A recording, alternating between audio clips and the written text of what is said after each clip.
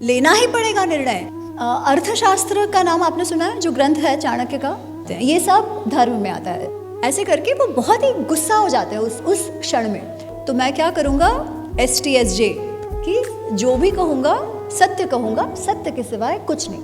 Out of your stupidity, out of your मूर्खता जीवन भर सत्य बोला और अब नर्क में क्यों? એવું ન થવું જોઈએ કે સંગતિ તમારા કરતાં વધારે મહત્વપૂર્ણ થઈ જાય। એ જ ફરક છે જે દુર્યોધન અને યુધિષ્ઠિરમાં છે। અગેન એ બધું ક્યારે આવશે?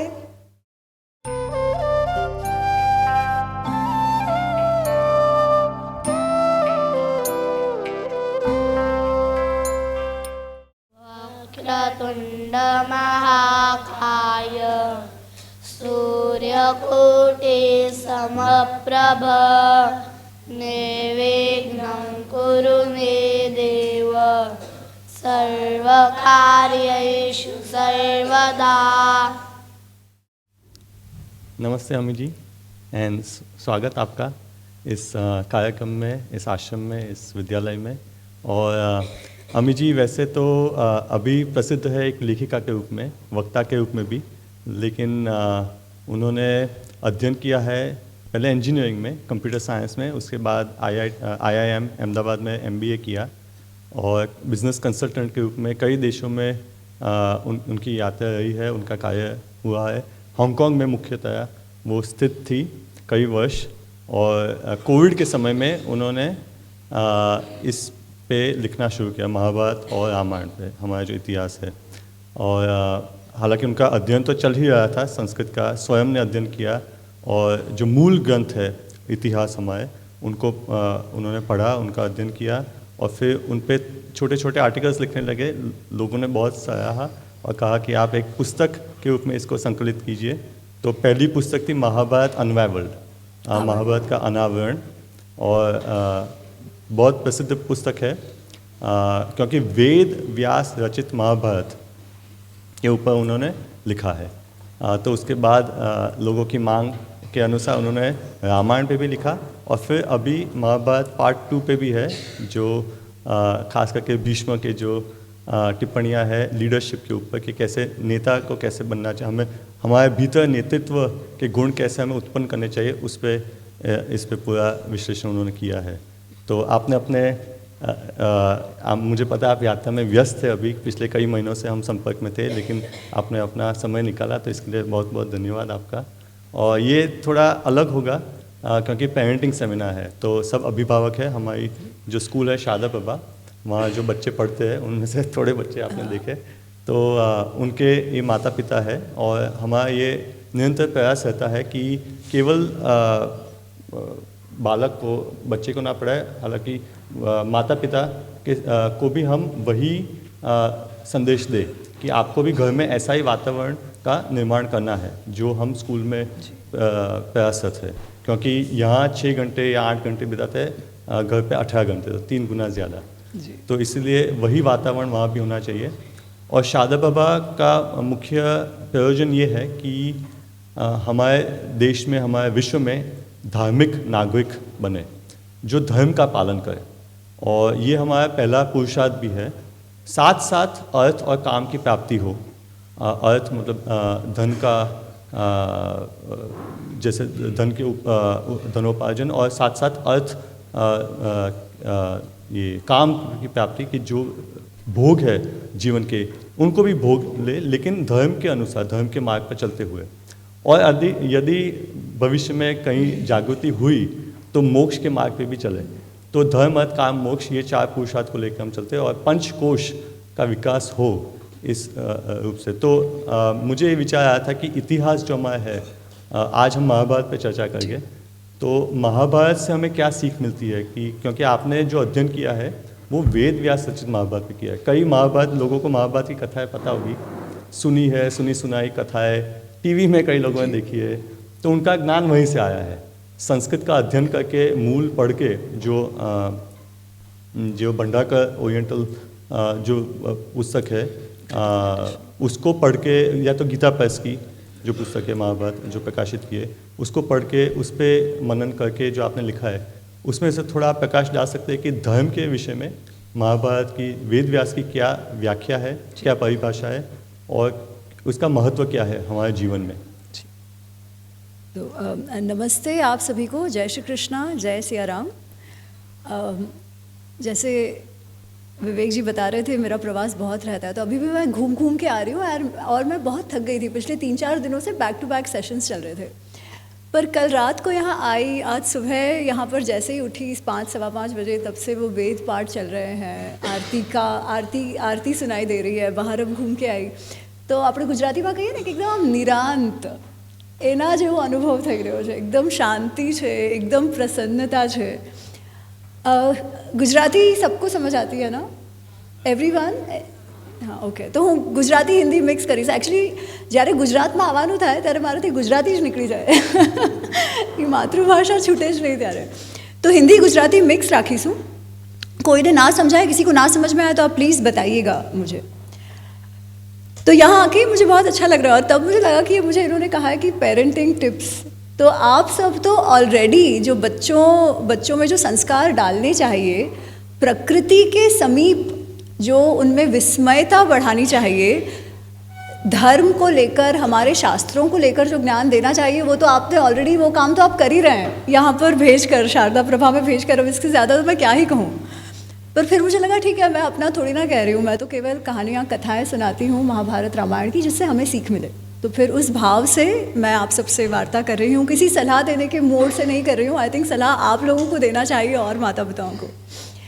तो आपने जो पूछा कि धर्म के विषय में हमें क्या पता चलता है महाभारत रामायण से, तो सबसे पहले तो महाभारत रामायण हमने टेलीविज़न में देखी है, कथाएं सुनी हैं, उसका क्या प्रयोजन है, उसका क्या महत्व है કે ટીવીમાં તો આપણે જોતા હોઈએ છીએ, અને તમે જોશો કે ઘણા બધા લોકોએ ઘણું બધું લખ્યું છે, ઘણી બધી ભાષાઓમાં મહાભારત રામાયણ પર લખાયું છે।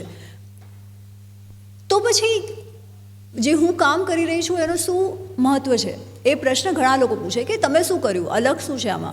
तो मैं अलग काई नहीं करी, टू बी वेरी ऑनेस्ट, काई भी अलग, कुछ भी अलग नहीं किया है। मैंने केवल एक काम किया है, मैंने इतना कहा है कि भाई ठीक है, जो भी आप महाभारत रामायण में जो लोग लिखते हैं वो तो सब आप पढ़िए, पर वेदव्यास जी ने क्या कहा है वो हम जानते हैं क्या? क्योंकि आगे चलकर हम टीवी में जो देखते हैं, जो फिक्शन लिखा जाता है, उसमें बहुत कुछ चीज़ें लोग डालते हैं, अच्छा है, ठीक है, परंतु वेदव्यास जी या वाल्मीकि जी जो कहकर गए हैं वो क्यों महत्वपूर्ण है? कारण हमारे शास्त्रों का एक बहुत ही अच्छा सा क्लासिफिकेशन है। वेद उपनिषद, जिनको श्रुति कहा गया है, स्मृति में सारे धर्मशास्त्र आते हैं, दर्शन शास्त्र आते हैं, इतिहास, पुराण। सो यू सी, बहुत ही अच्छा कैटेगराइजेशन है। दर्शन को इतिहास, इतिहास को दर्शन, धर्मशास्त्र को पुराण, ऐसा नहीं कहा गया, सारे अच्छे कैटेगरीज में है। और केवल 2 ही पुस्तकों को इतिहास कहा गया। ये 2 पुस्तक हैं, महाभारत और रामायण। महाभारत और रामायण क्यों, और कौन सी महाभारत और रामायण? वेद व्यास जी रचित महाभारत और वाल्मीकि जी रचित रामायण, ये 2 ही इतिहास हैं। बाकी हम देखते हैं अलग अलग रामायण अच्छे भाव से, अच्छी श्रद्धा से हमारे कवियों ने, हमारे ऋषियों ने लिखी है, उन सबका अपना अपना महात्म्य है। परंतु इतिहास केवल वाल्मीकि जी वाली रामायण और वेद व्यास जी वाली महाभारत है। और इतिहास क्या होता है? इतिहास से हम जो सीखने की बात कर रहे हैं वो क्या होता है? तो इतिहास ऐसा पहले हुआ था। कई बार लोग ये प्रश्न पूछते हैं कि ये सच्ची में हुआ था या केवल कथाएं हैं, केवल माइथोलॉजी है, ऐसी बात होती है ना? हमारे ऋषियों के अनुसार, हमारे परंपरा के अनुसार इतिहास, ये 2 ग्रंथों को कहा गया है, और इतिहास का अर्थ ही ये होता है जो पहले हुआ था। और इन दोनों ग्रंथों का क्या महत्व है? हिस्ट्री तो हमने बहुत पढ़ी है, हिस्ट्री तो उसके बाद भी लिखी गई, परंतु इतिहास का महात्म्य क्या है? तो इसके विषय में भी जो व्याख्या आती है वो हमें कहा जाता है कि धर्म अर्थ काम मोक्षाणाम उपदेशम समन्वितम पूर्ववृत्तम कथायुक्तम इतिहासम प्रचक्षते। पूर्ववृत्तम जो पहले हुआ था, हिस्ट्री जो पहले हुआ था, ठीक है, डॉक्यूमेंटेशन ऑफ द पास्ट, कथा रूप में हमें बताया गया है। पर क्यों बताया गया है? केवल पास्ट का डॉक्यूमेंटेशन करने के लिए कि ये वर्ष में ये लड़ाई हुई, ये वर्ष में ये हुआ, ये वर्ष में ये हुआ, या उससे ज़्यादा गहन इसका उद्देश्य है?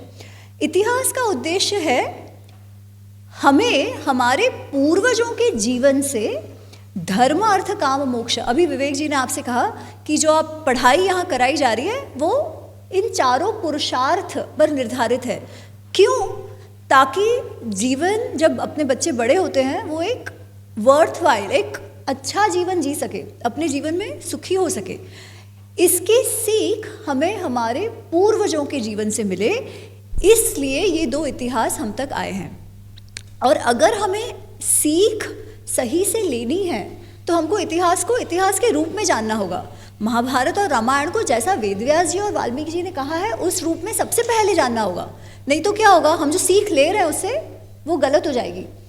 धर्म अर्थ काम की सीख गलत हो जाएगी। मोक्ष तो चलो हम सबकी अपनी अपनी यात्रा है ना। तो इसलिए उस भाव को लेकर वो समझ ये सारे मेरे प्रश्न थे। ऐसा नहीं था कि मेरे को बहुत ज्ञान आया और मैंने कहा चलो लोगों में बांटती हूँ, ऐसा कुछ नहीं था। मेरे में भी कुछ नहीं था, मुझे भी कुछ नहीं आता था, अभी भी कुछ नहीं आता है, इतना जितना आता है उतना ही आता है। मैं भी रोज़ सीख रही हूँ।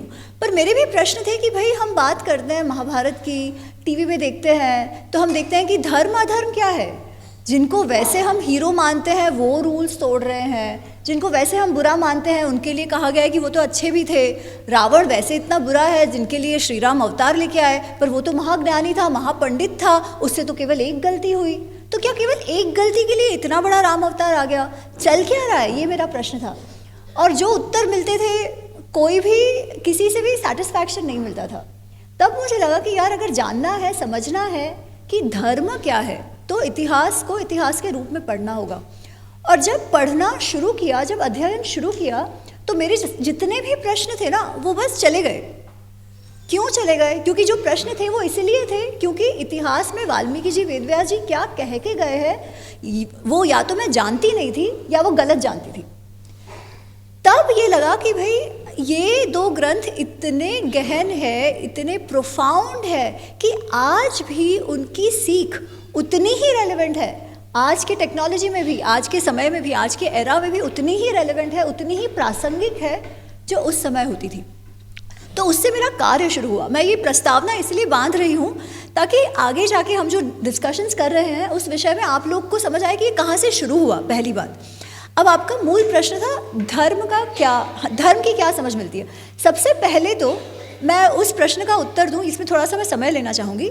मैं आप सबसे पूछना चाहती हूँ कि हम सब जीवन में क्या चाहते हैं, या हमारा तो छोड़ दो, हम हमारे बच्चों के लिए जीवन में क्या चाहते हैं। अगर हमको कहा जाए कि एक बात बताइए कि आप आपके बच्चे को कैसा देखना चाहते हैं बड़े होकर, जिसके लिए आप इतना सारा प्रयोजन, इतना सारा इतनी सारी महत्व कर रहे हैं, इतना सारी मेहनत कर रहे हैं, तो आप क्या कहोगे? એવી કઈ વસ્તુ છે જે તમે ચાહો છો તમારા બચ્ચા થાય મોટા થઈને? आप उत्तर दे सकते हैं, हाथ ऊपर कीजिए। हाँ। हमारे साउंड इंजीनियर आपके जी। पास आएंगे माइक लेकर। हाँ, क्यों क्यों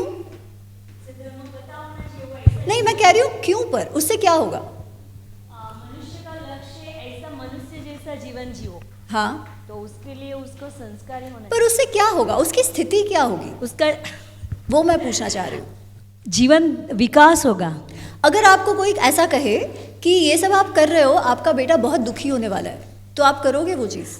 उसको मनुष्य की जैसा जीना हो तो ऐसी पद्धति आप से ही एकदम दिल पर हाथ रख के कहिएगा, सिर्फ अच्छा उत्तर देने के लिए नहीं, ठीक है? ऑनेस्टली कहिएगा कि अगर आपको कोई कहे कि ये सब करके आपका શું કહેવાય कि રસ્તા રસ્તાની ધૂળ ખાશે, એકદમ દુખીનો દરિયો થઈ જશે, તો તમે શીખવાડશો? એ તો એવું જ સવારે રોજ જ્યારે એને શ્લોક મોરે કરવાનું હોય ત્યારે કંટાળો જ આવે છે તો પણ શીખવીએ છીએ. ના, હું એ નથી કહી રહી. મારો પ્રશ્ન પાછો સાંભળો તમે. Okay. હું એ ચાહું છું, હું પૂછું છું તમને કે what is the end goal that you want for your kids? Why are you doing all of this? શા માટે તમે અહીંયા મોકલાવો છો અને કોઈ યુઝ્યુઅલ જે કોન્વેન્ટ સ્કૂલ કે આ કે તે કે બહાર જે ચાલે છે ત્યાં કેમ નથી મોકલાવતા? जैसा होएगा वैसा ही पाएगा, आप उस पे वो तो बोलेंगे तो ठीक है, सबको सुनाई वो तो देगा। सबके लिए है ना? क्योंकि बेस्ट वे ये होता है आपको एक अच्छा नागरिक चाहिए। हाँ। और धर्म ऐसी चीज है जिससे पहला स्टेप्स चढ़ा अगेन जाता मेरा है। प्रश्न ही आप नहीं समझ रहे हो. आप सब ये एक्सप्लेन करने का प्रयत्न कर रहे हो कि आप यहाँ क्यों भेज रहे हो. मैं ये चाह रही हूँ कि एकदम आपका ज्ञान सब जाने दो, ठीक है? आप आपके बच्चों को कैसा देखना चाहते हो बड़े होके?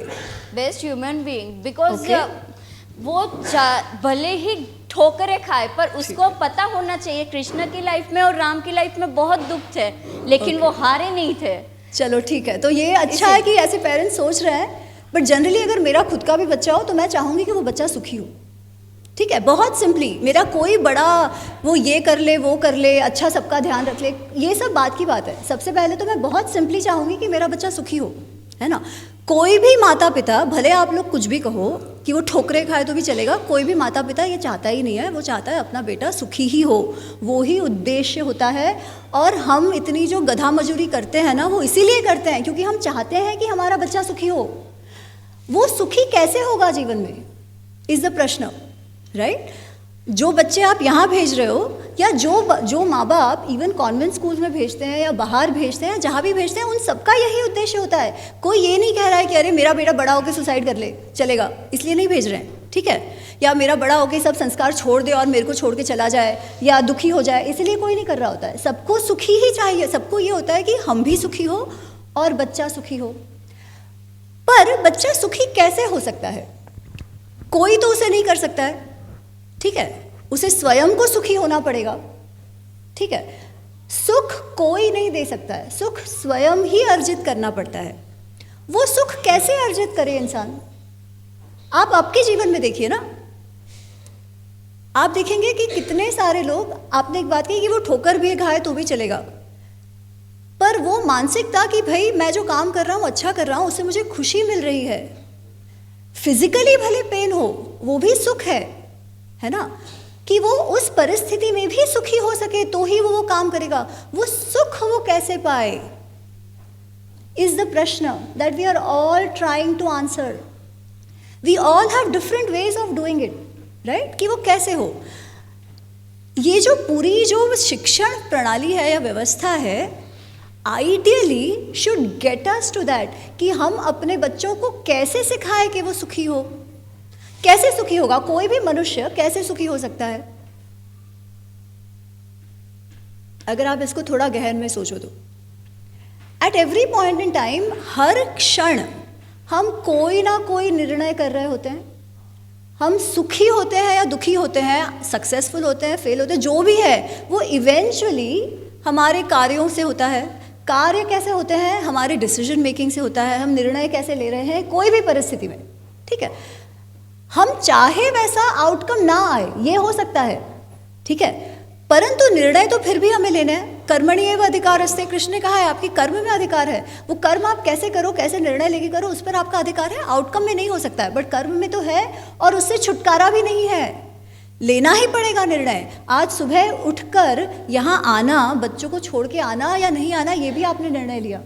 कुछ ईजी होते हैं, कुछ टफ होते हैं, पर निर्णय लेने पड़ते हैं। वो निर्णय कैसे लो?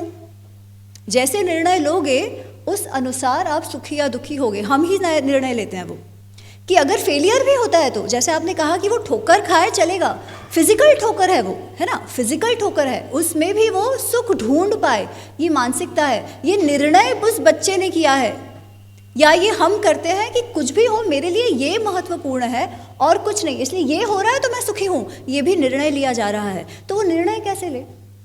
किस प्रकार से मनुष्य जीवन में निर्णय लेता है? That is where the epics come in. दोनों महाभारत और रामायण में आप देखेंगे कि हर क्षण हर मनुष्य कोई ना कोई निर्णय लेने की परिस्थिति में रखा गया है। उस परिस्थिति में वो कैसा निर्णय लेता है, उसकी जीवन यात्रा उस अनुसार जाती है। पतन होता है तो भी उसके कारण, उद्धार होता है तो भी उसके कारण। कृष्ण तो कह ही रहे हैं ना, उद्धरेत आत्मना आत्मनम। हम अपना we raise ourselves, we lead to our downfall, अपने कारण ही होता है। तो वो निर्णय मनुष्य कैसे ले? जो हम धर्म संकट की बात करते हैं, प्रत्येक पात्र महाभारत और रामायण में धर्म संकट से गुजर रहा है।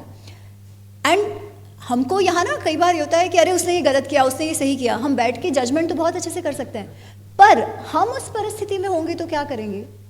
क्या हम जैसा सोच रहे हैं वैसा निर्णय ले पाएंगे कि नहीं? या बच्चों को कैसे सिखाए कि उस परिस्थिति में वो कैसे निर्णय ले? शिक्षण का वैसे देखा जाए तो उद्देश्य वही है कि जो हम कहते हैं अच्छा नागरिक बने। मतलब क्या? अच्छा नागरिक बन के वो क्या करे? सही निर्णय ले। वही कह रहे हैं ना हम, सही निर्णय कैसे ले? That is in the upbringing. Now how is that? How does a man take decision? तो इसके लिए मैं चाणक्य से पहले कहना चाहूँगी, क्योंकि महाभारत रामायण की हम बातें तो करेंगे। अर्थशास्त्र का नाम आपने सुना है, जो ग्रंथ है चाणक्य का। अर्थशास्त्र में आपके अनुसार क्या है? आप कोई भी जानते हैं? आपने कुछ भी अंदाजा है आपको जनरली अर्थशास्त्र की जो बात होती है?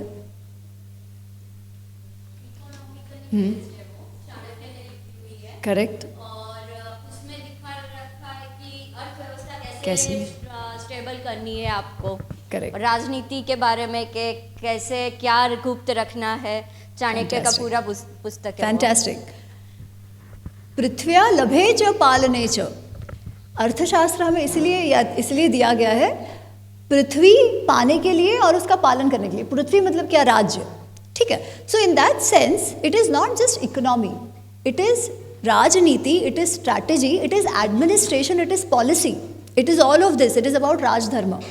इन शॉर्ट कहा जाए तो ऑर्गेनाइजेशन, लीडरशिप, ये सब उसमें कवर होता है। पर अर्थशास्त्र का जो पहला अध्याय है ना, वो पता आपको क्या है? Vinayadhikaranam. Vinayadhikarana, training, education. Education of who? Prince. जो युवराज हैं, जो बच्चा है, जो अभी बड़ा होकर राजा बनने वाला है, उसका एजुकेशन कैसा हो, इस विषय पे वो पूरा चैप्टर है, लंबा सा चैप्टर है, ठीक है। जनरली जब अर्थशास्त्र की बात होती है तो एकदम लोग टैक्सेशन, पॉलिसी, वो दांव पेच, उस भाग में जाते हैं। वो तो सब है ही अर्थशास्त्र में, पर मेरा सबसे प्रिय चैप्टर पहला वाला है उसमें, कि बच्चे को आप उसका घड़तर कैसे करो, इस पर वो पूरा है। तो उसमें वो कहते हैं, क्योंकि ये राजा से रिलेटेड है, तो वो कहते हैं 4 टॉपिक्स हैं वो पढ़ाने चाहिए। वो 4 टॉपिक्स कौन से हैं? तो त्रयी मतलब धर्मशास्त्र, वेद, वो सब उसमें आ गया। वार्ता मतलब इकोनॉमी, फिनेंस, ट्रेडिंग, कृषि, गोरक्षा, ये सब इसमें आ गया। दंड नीति, राजा के लिए दंड नीति बहुत महत्वपूर्ण है कि दंड कैसे दे ना दे, लॉ, एडमिनिस्ट्रेशन वगैरह वगैरह। चौथा जो वो कहते हैं वो बहुत महत्वपूर्ण है, उसका नाम है आन्वीक्षिकी। चौथा वो कहते हैं आन्वीक्षिकी, प्रदीपः सर्वधर्माणाम। आन्वीक्षिकी, अन्वेषण, आपने सुना है नाम? अन्वेषण, अन्वेषण मतलब टू खोज, correct, to search, to analyse, to critic, to understand anything very deeply, उसे आन्वीक्षिकी कहते हैं। वो कैसे होता है? बेसिकली आन्वीक्षिकी मतलब the art of thinking and processing. सोचा कैसे जाए, किस प्रकार, बेसिकली निर्णय करने के लिए सबसे पहले तो आपका थिंकिंग फैकल्टी स्ट्रांग होना चाहिए, वो कैसे किया जाए। और चाणक्य कहते हैं कि आप धर्म सिखाओ, आप अर्थ सिखाओ, सब सिखाओ, परंतु अगर आन्वीक्षिकी ही नहीं आता है तो सही क्या गलत क्या, धार्मिक क्या है अधार्मिक क्या है, सही पॉलिसी क्या है सही पॉलिसी क्या नहीं है, कब दंड देना चाहिए कब नहीं दंड देना चाहिए, यही आपको पता नहीं चलेगा। क्योंकि as a simple dos and don'ts तो है नहीं ना, उसमें भी बहुत अलग अलग परिस्थितियां हो जाती है। अब जब मैं ये कह रही हूँ तो मैं आपको एक महाभारत की कथा इसके साथ सुना देती हूँ। सॉरी मैं प्रवचन तो हम सब धर्म जानते हैं। धर्म मतलब क्या क्या कहते हैं हम? सत्य बोलना, अहिंसा, शौच, अस्तेय, अपरिग्रह, यम नियम, जो हम सब जानते हैं, ये सब धर्म में आता है।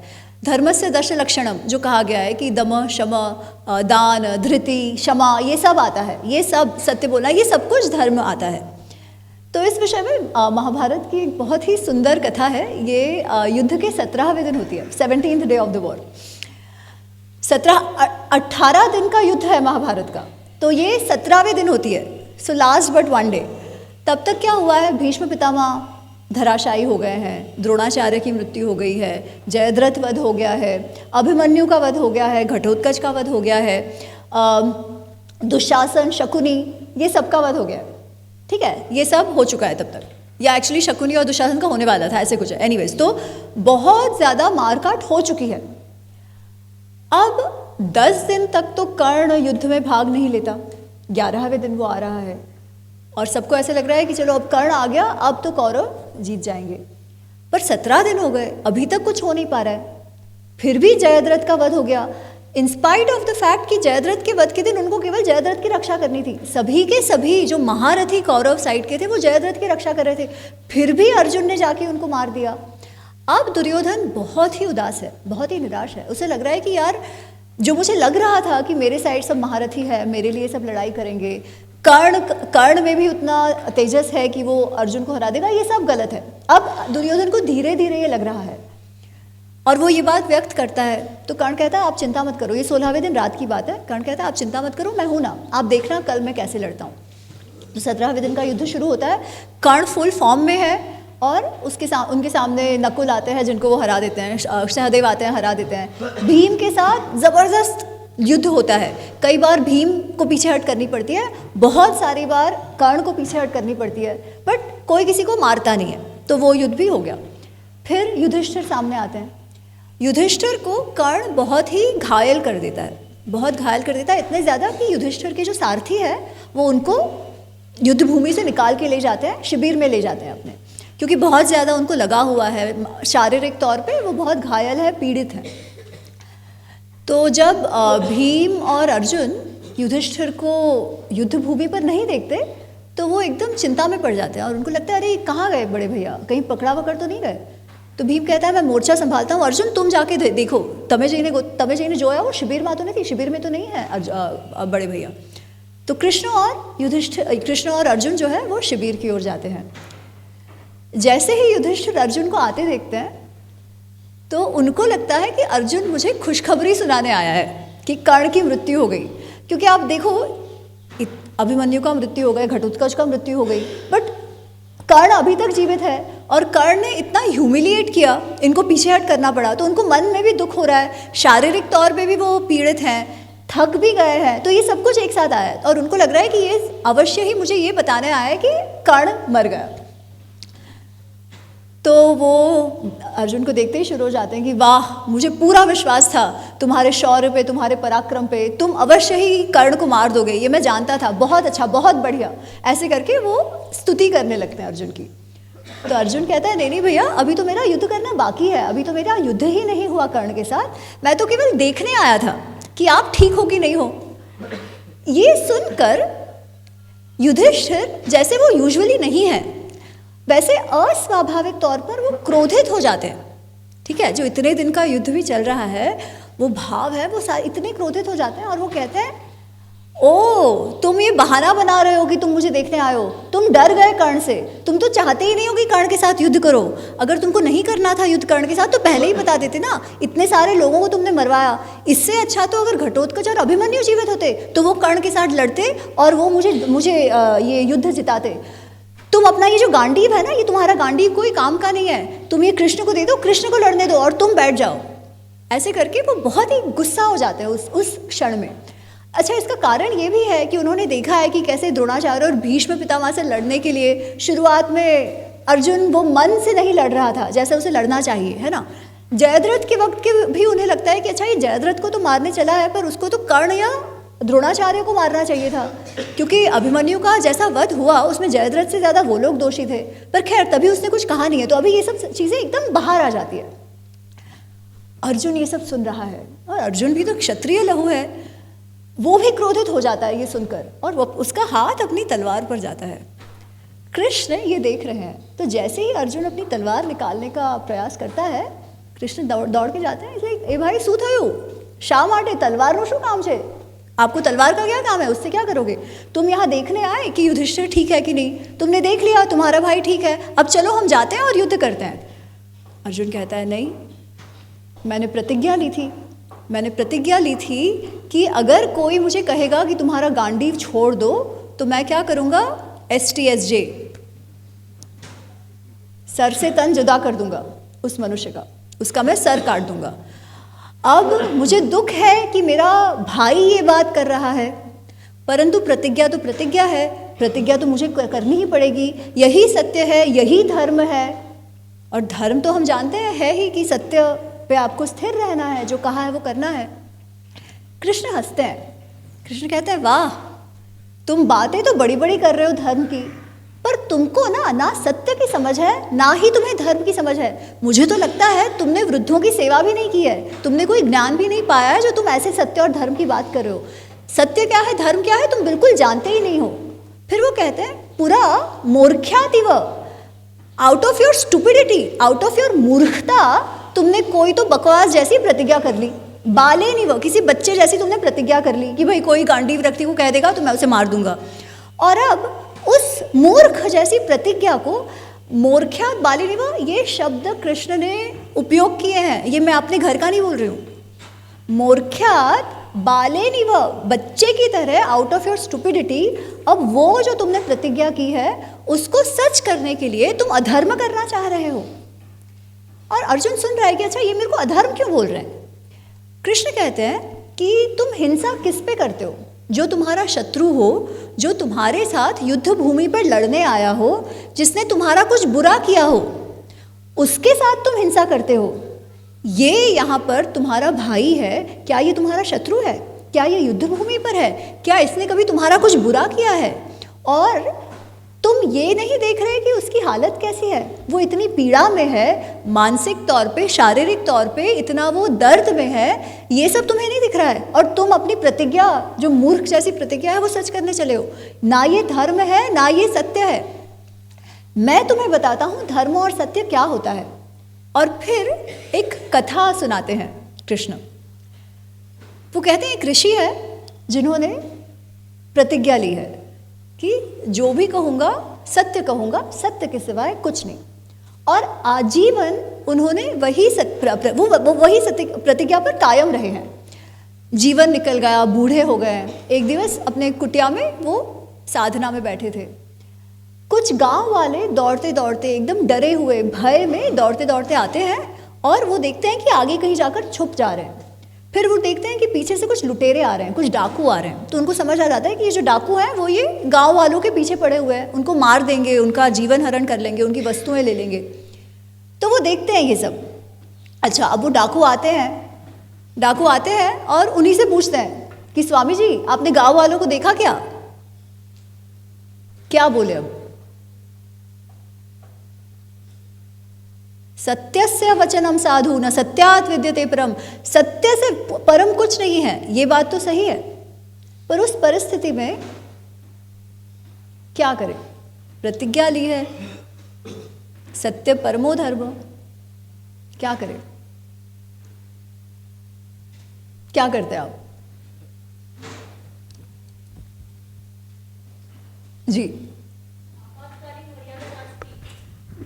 वाह, तो आप क्या करते? झूठ बोलते। ओके, तो आइडियली तो हमको यहाँ बैठे बैठे तो यही लगता है कि झूठ बोलना चाहिए, इतना क्या है ना, लोगों का जो जीवन है वो ज़्यादा। उसमें ये भी है ना कि अगर एक सत्य बोलने से अगर 100 की हानि हो रही है तो उससे अच्छा कि एक अच्छा झूठ बोल लेना अच्छा है। वो आया है श्लोक ही। करेक्ट, यही उसका निष्कर्ष आगे जाके कृष्ण बताने वाले हैं। तो एकदम सही बात है। पर होता क्या है ना, जब हम उस परिस्थिति में होते हैं ना, तब ये इतना सुलभ नहीं होता ये निर्णय करना, क्योंकि वो ऋषि ये सोच रहे हैं कि यार जीवन भर मैंने ये प्रतिज्ञा कर रखी है, अब मेरे अंत के कुछ दिन आ गए हैं।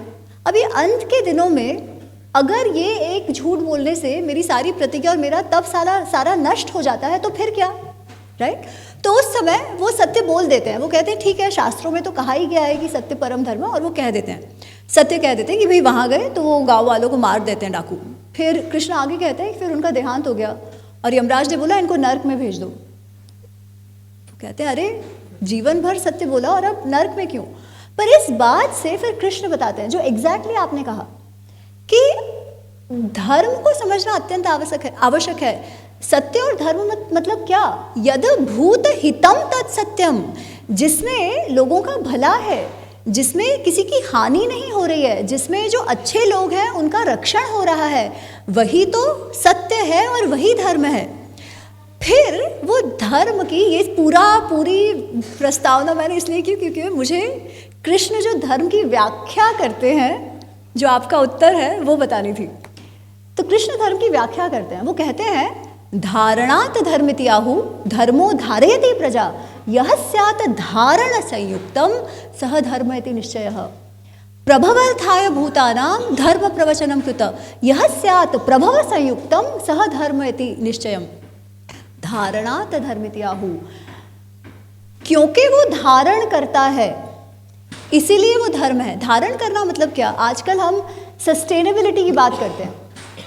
सस्टेनेबिलिटी आप सबने सुना है, sustainable lifestyle, sustainable work life, sustainable ये, सस्टेनेबल वो।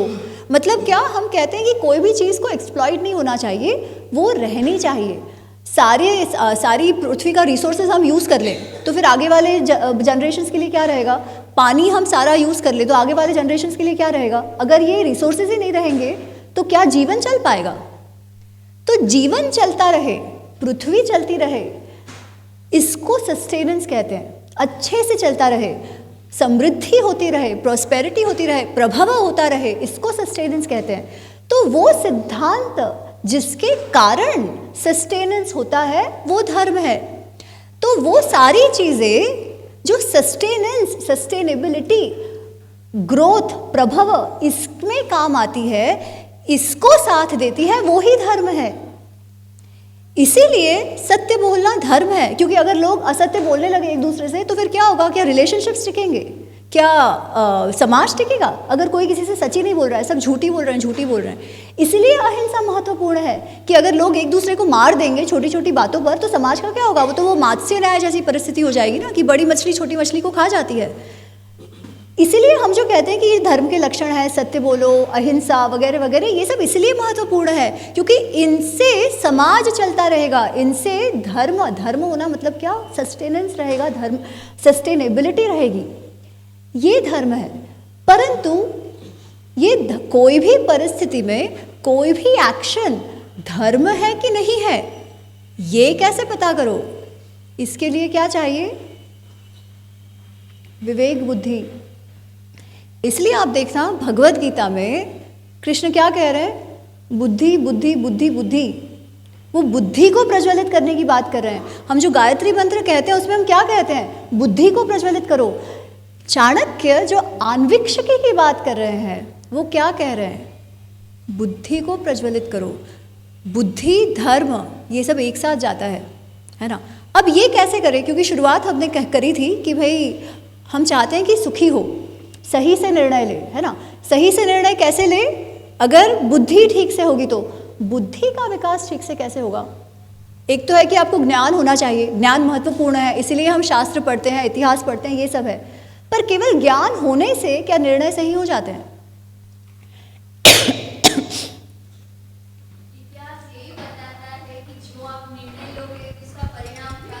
करेक्ट। उस पर से अपन को पता चलेगा क्या निर्णय सही है और क्या निर्णय गलत है, और टाइम पर क्या निर्णय लेना चाहिए। ज्ञान मिलता है, यस, इतिहास से ज्ञान मिलता है। पर मेरा प्रश्न ये है कि केवल ज्ञान मिलने से आप सही निर्णय लेने लगोगे? इतिहास एक्चुअली होता है। मैम, मैं इतिहास का नहीं पूछ रही हूँ, मैं जो पूछ रही हूँ वो आप सुनिए।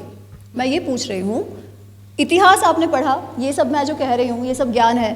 क्या कोई भी ऐसा है जिसने पहली बार, कथाएं जाने दो, पर मैं जो ज्ञान बांट रही हूँ वो क्या आपने सुना नहीं है? हर जगह सुना है। मैं कुछ नया तो नहीं बोल रही हूँ, आप सबको मालूम है ना। मैं ये पूछ रही हूँ कि क्या केवल ज्ञान होने से निर्णय सही होते हैं? सिगरेट के पैकेट पे लिखा होता है smoking is injurious to health.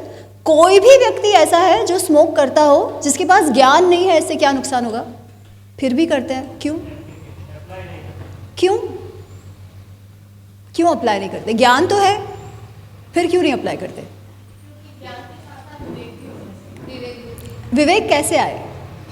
एकदम सही बात है, ज्ञान के साथ साथ विवेक होना चाहिए, पर वो विवेक कैसे आए?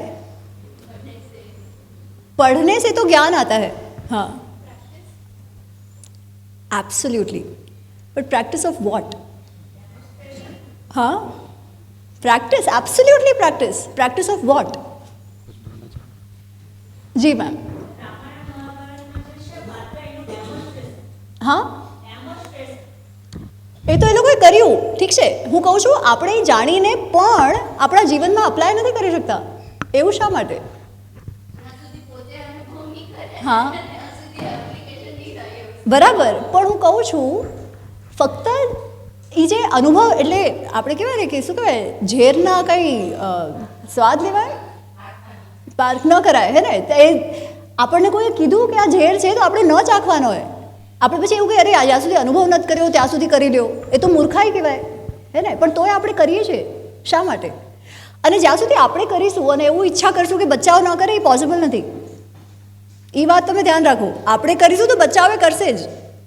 એ લોકો આપણને જોવે છે, આપણે જે કહીએ છીએ એના કરતાં આપણે જે કરીએ છીએ એનાથી વધારે શીખે છે. दूसरा हमारे यहाँ भी शास्त्रों में भी आता है कि रामादिवत परिवर्तितव्यम न तो रावणादिवत. हाँ. मतलब राम की तरह आचरण करना चाहिए न कि रावण की तरह. Correct. तो राम की तरह ही क्यों करना चाहिए, राम ही ऐसे क्यों बने, क्योंकि उनमें संस्कार थे. हाँ. उनको गुरुकुल में पढ़ाया गया, जैसे आप अभी बता रहे हैं यहाँ पढ़े हैं, तो संस्कारों से संस्कार युक्त हुए, इसलिए उनके गुणों को ग्रहण करने के लिए आदेश दिया गया कि रामादिवत परिवर्तितव्यम, रावण की तरह नहीं. कर्म तो दोनों ही कर रहे हैं. करेक्ट. तो ये फर्क है दोनों में. हाँ, ये आप जो कह रहे हो एकदम सही बात है. ठीक है, अगेन जैसे मैम ने कहा that is the gist of it कि विवेक होना चाहिए. वो विवेक क्यों नहीं आता है, या विवेक है तो भी अप्लाई क्यों नहीं होता है, जैसे सर ने कहा, वो क्या बात है. एक्चुअली अगर आपने गीता पढ़ी है तो ये बहुत ऑब्वियस है.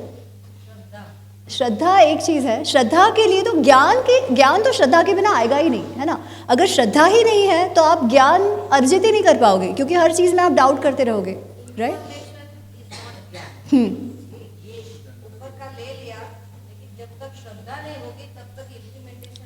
Absolutely, I fully agree with you. श्रद्धावान लभते ज्ञानम, कृष्ण भी कहते हैं. एक और चीज़ है. हाँ. Weak will power. Yes. क्योंकि मुझे पता है कि ये करने से मुझे ही नुकसान हो रहा है, बट स्ट्रॉन्ग विल्ड होगा वो चाहे कुछ भी परिस्थिति हो वो टस से मस नहीं होगा. हाँ. જેમ ગુજરાતીમાં કહેવાય મેરું ડગે પણ મન ન ડગે. તમે બહુ જ સારી વાત કીધી. એક પુશ હજી હું તમને આપીશ. શા માટે વિલ પાવર વીક થાય છે. ઓલી મારી સામે સિગરેટ પડી છે, મને ખબર છે મને લોંગ ટર્મ એનો નુકસાન થવાનું છે, આ ટાઈમે હું કેમ નથી એને રોકી શકતી. મન. અને એ મન શા માટે એને ચાહે છે, પણ શા માટે? એ જે મને ટેમ્પરરી સુખ આપી રહ્યું છે ને, સુખ જોઈએ છે, પણ કેવો સુખ જે હમણાં મળી જાય. હમણાં તો કિક મળી ગઈ ને પછી જોઈશું. જ્યાં સુધી હાર્ટ એટેક ન આવે ને ત્યાં સુધી બધા સ્મોકર કહેશે અરે વન લાઈફ યાર, જીવી લ્યો યાર. પછી હાર્ટ એટેક આવી ગયો પછી ખતમ, પછી બધું સમજાઈ જાય, હે ને. પણ ત્યાં સુધી અરે એક જીવન છે યાર, કોણે જોયું છે, એવી આપણે વાતો કરતા હોઈએ ત્યાં સુધી. રાઈટ. તો એ શું છે ના સમજો તમે બેસી જાઓ. સોરી. વિલ પાવર શા માટે સ્ટ્રોંગ નથી? કેમ કે આ જે ઇન્દ્રિયો છે ને આપણી, જે સેન્સીસ છે, એ લોકોને બધાને એવું છે કે અમે આ માણી લઈએ, અમે આ માણી લઈએ, અમે આ માણી લઈએ. માણવું ખરાબ નથી. કામ આપણો એક પુરુષાર્થ છે. પણ કેવું કામ? અગેન ભગવદ્ ગીતામાં શું કહે છે કૃષ્ણ? કૃષ્ણ એવું નથી કહેતા કે તમે કાંઈ ભોગો નહીં. ધર્મ અવિરુદ્ધો કામો અસ્મિ અહમ. કામ પણ મહત્વપૂર્ણ છે, કામ પણ પુરુષાર્થ છે. કામ નહીં હોય તો સમાજ આગળ કેવી રીતે વધશે, બચ્ચાઓ કેવી રીતે થશે, એ બધું મહત્વપૂર્ણ છે, એ પુરુષાર્થ છે. પણ ક્યાં અટકવું, કેવી રીતે અટકવું, એ તો આપણે નક્કી કરવાનું છે. એ કેવી રીતે થશે?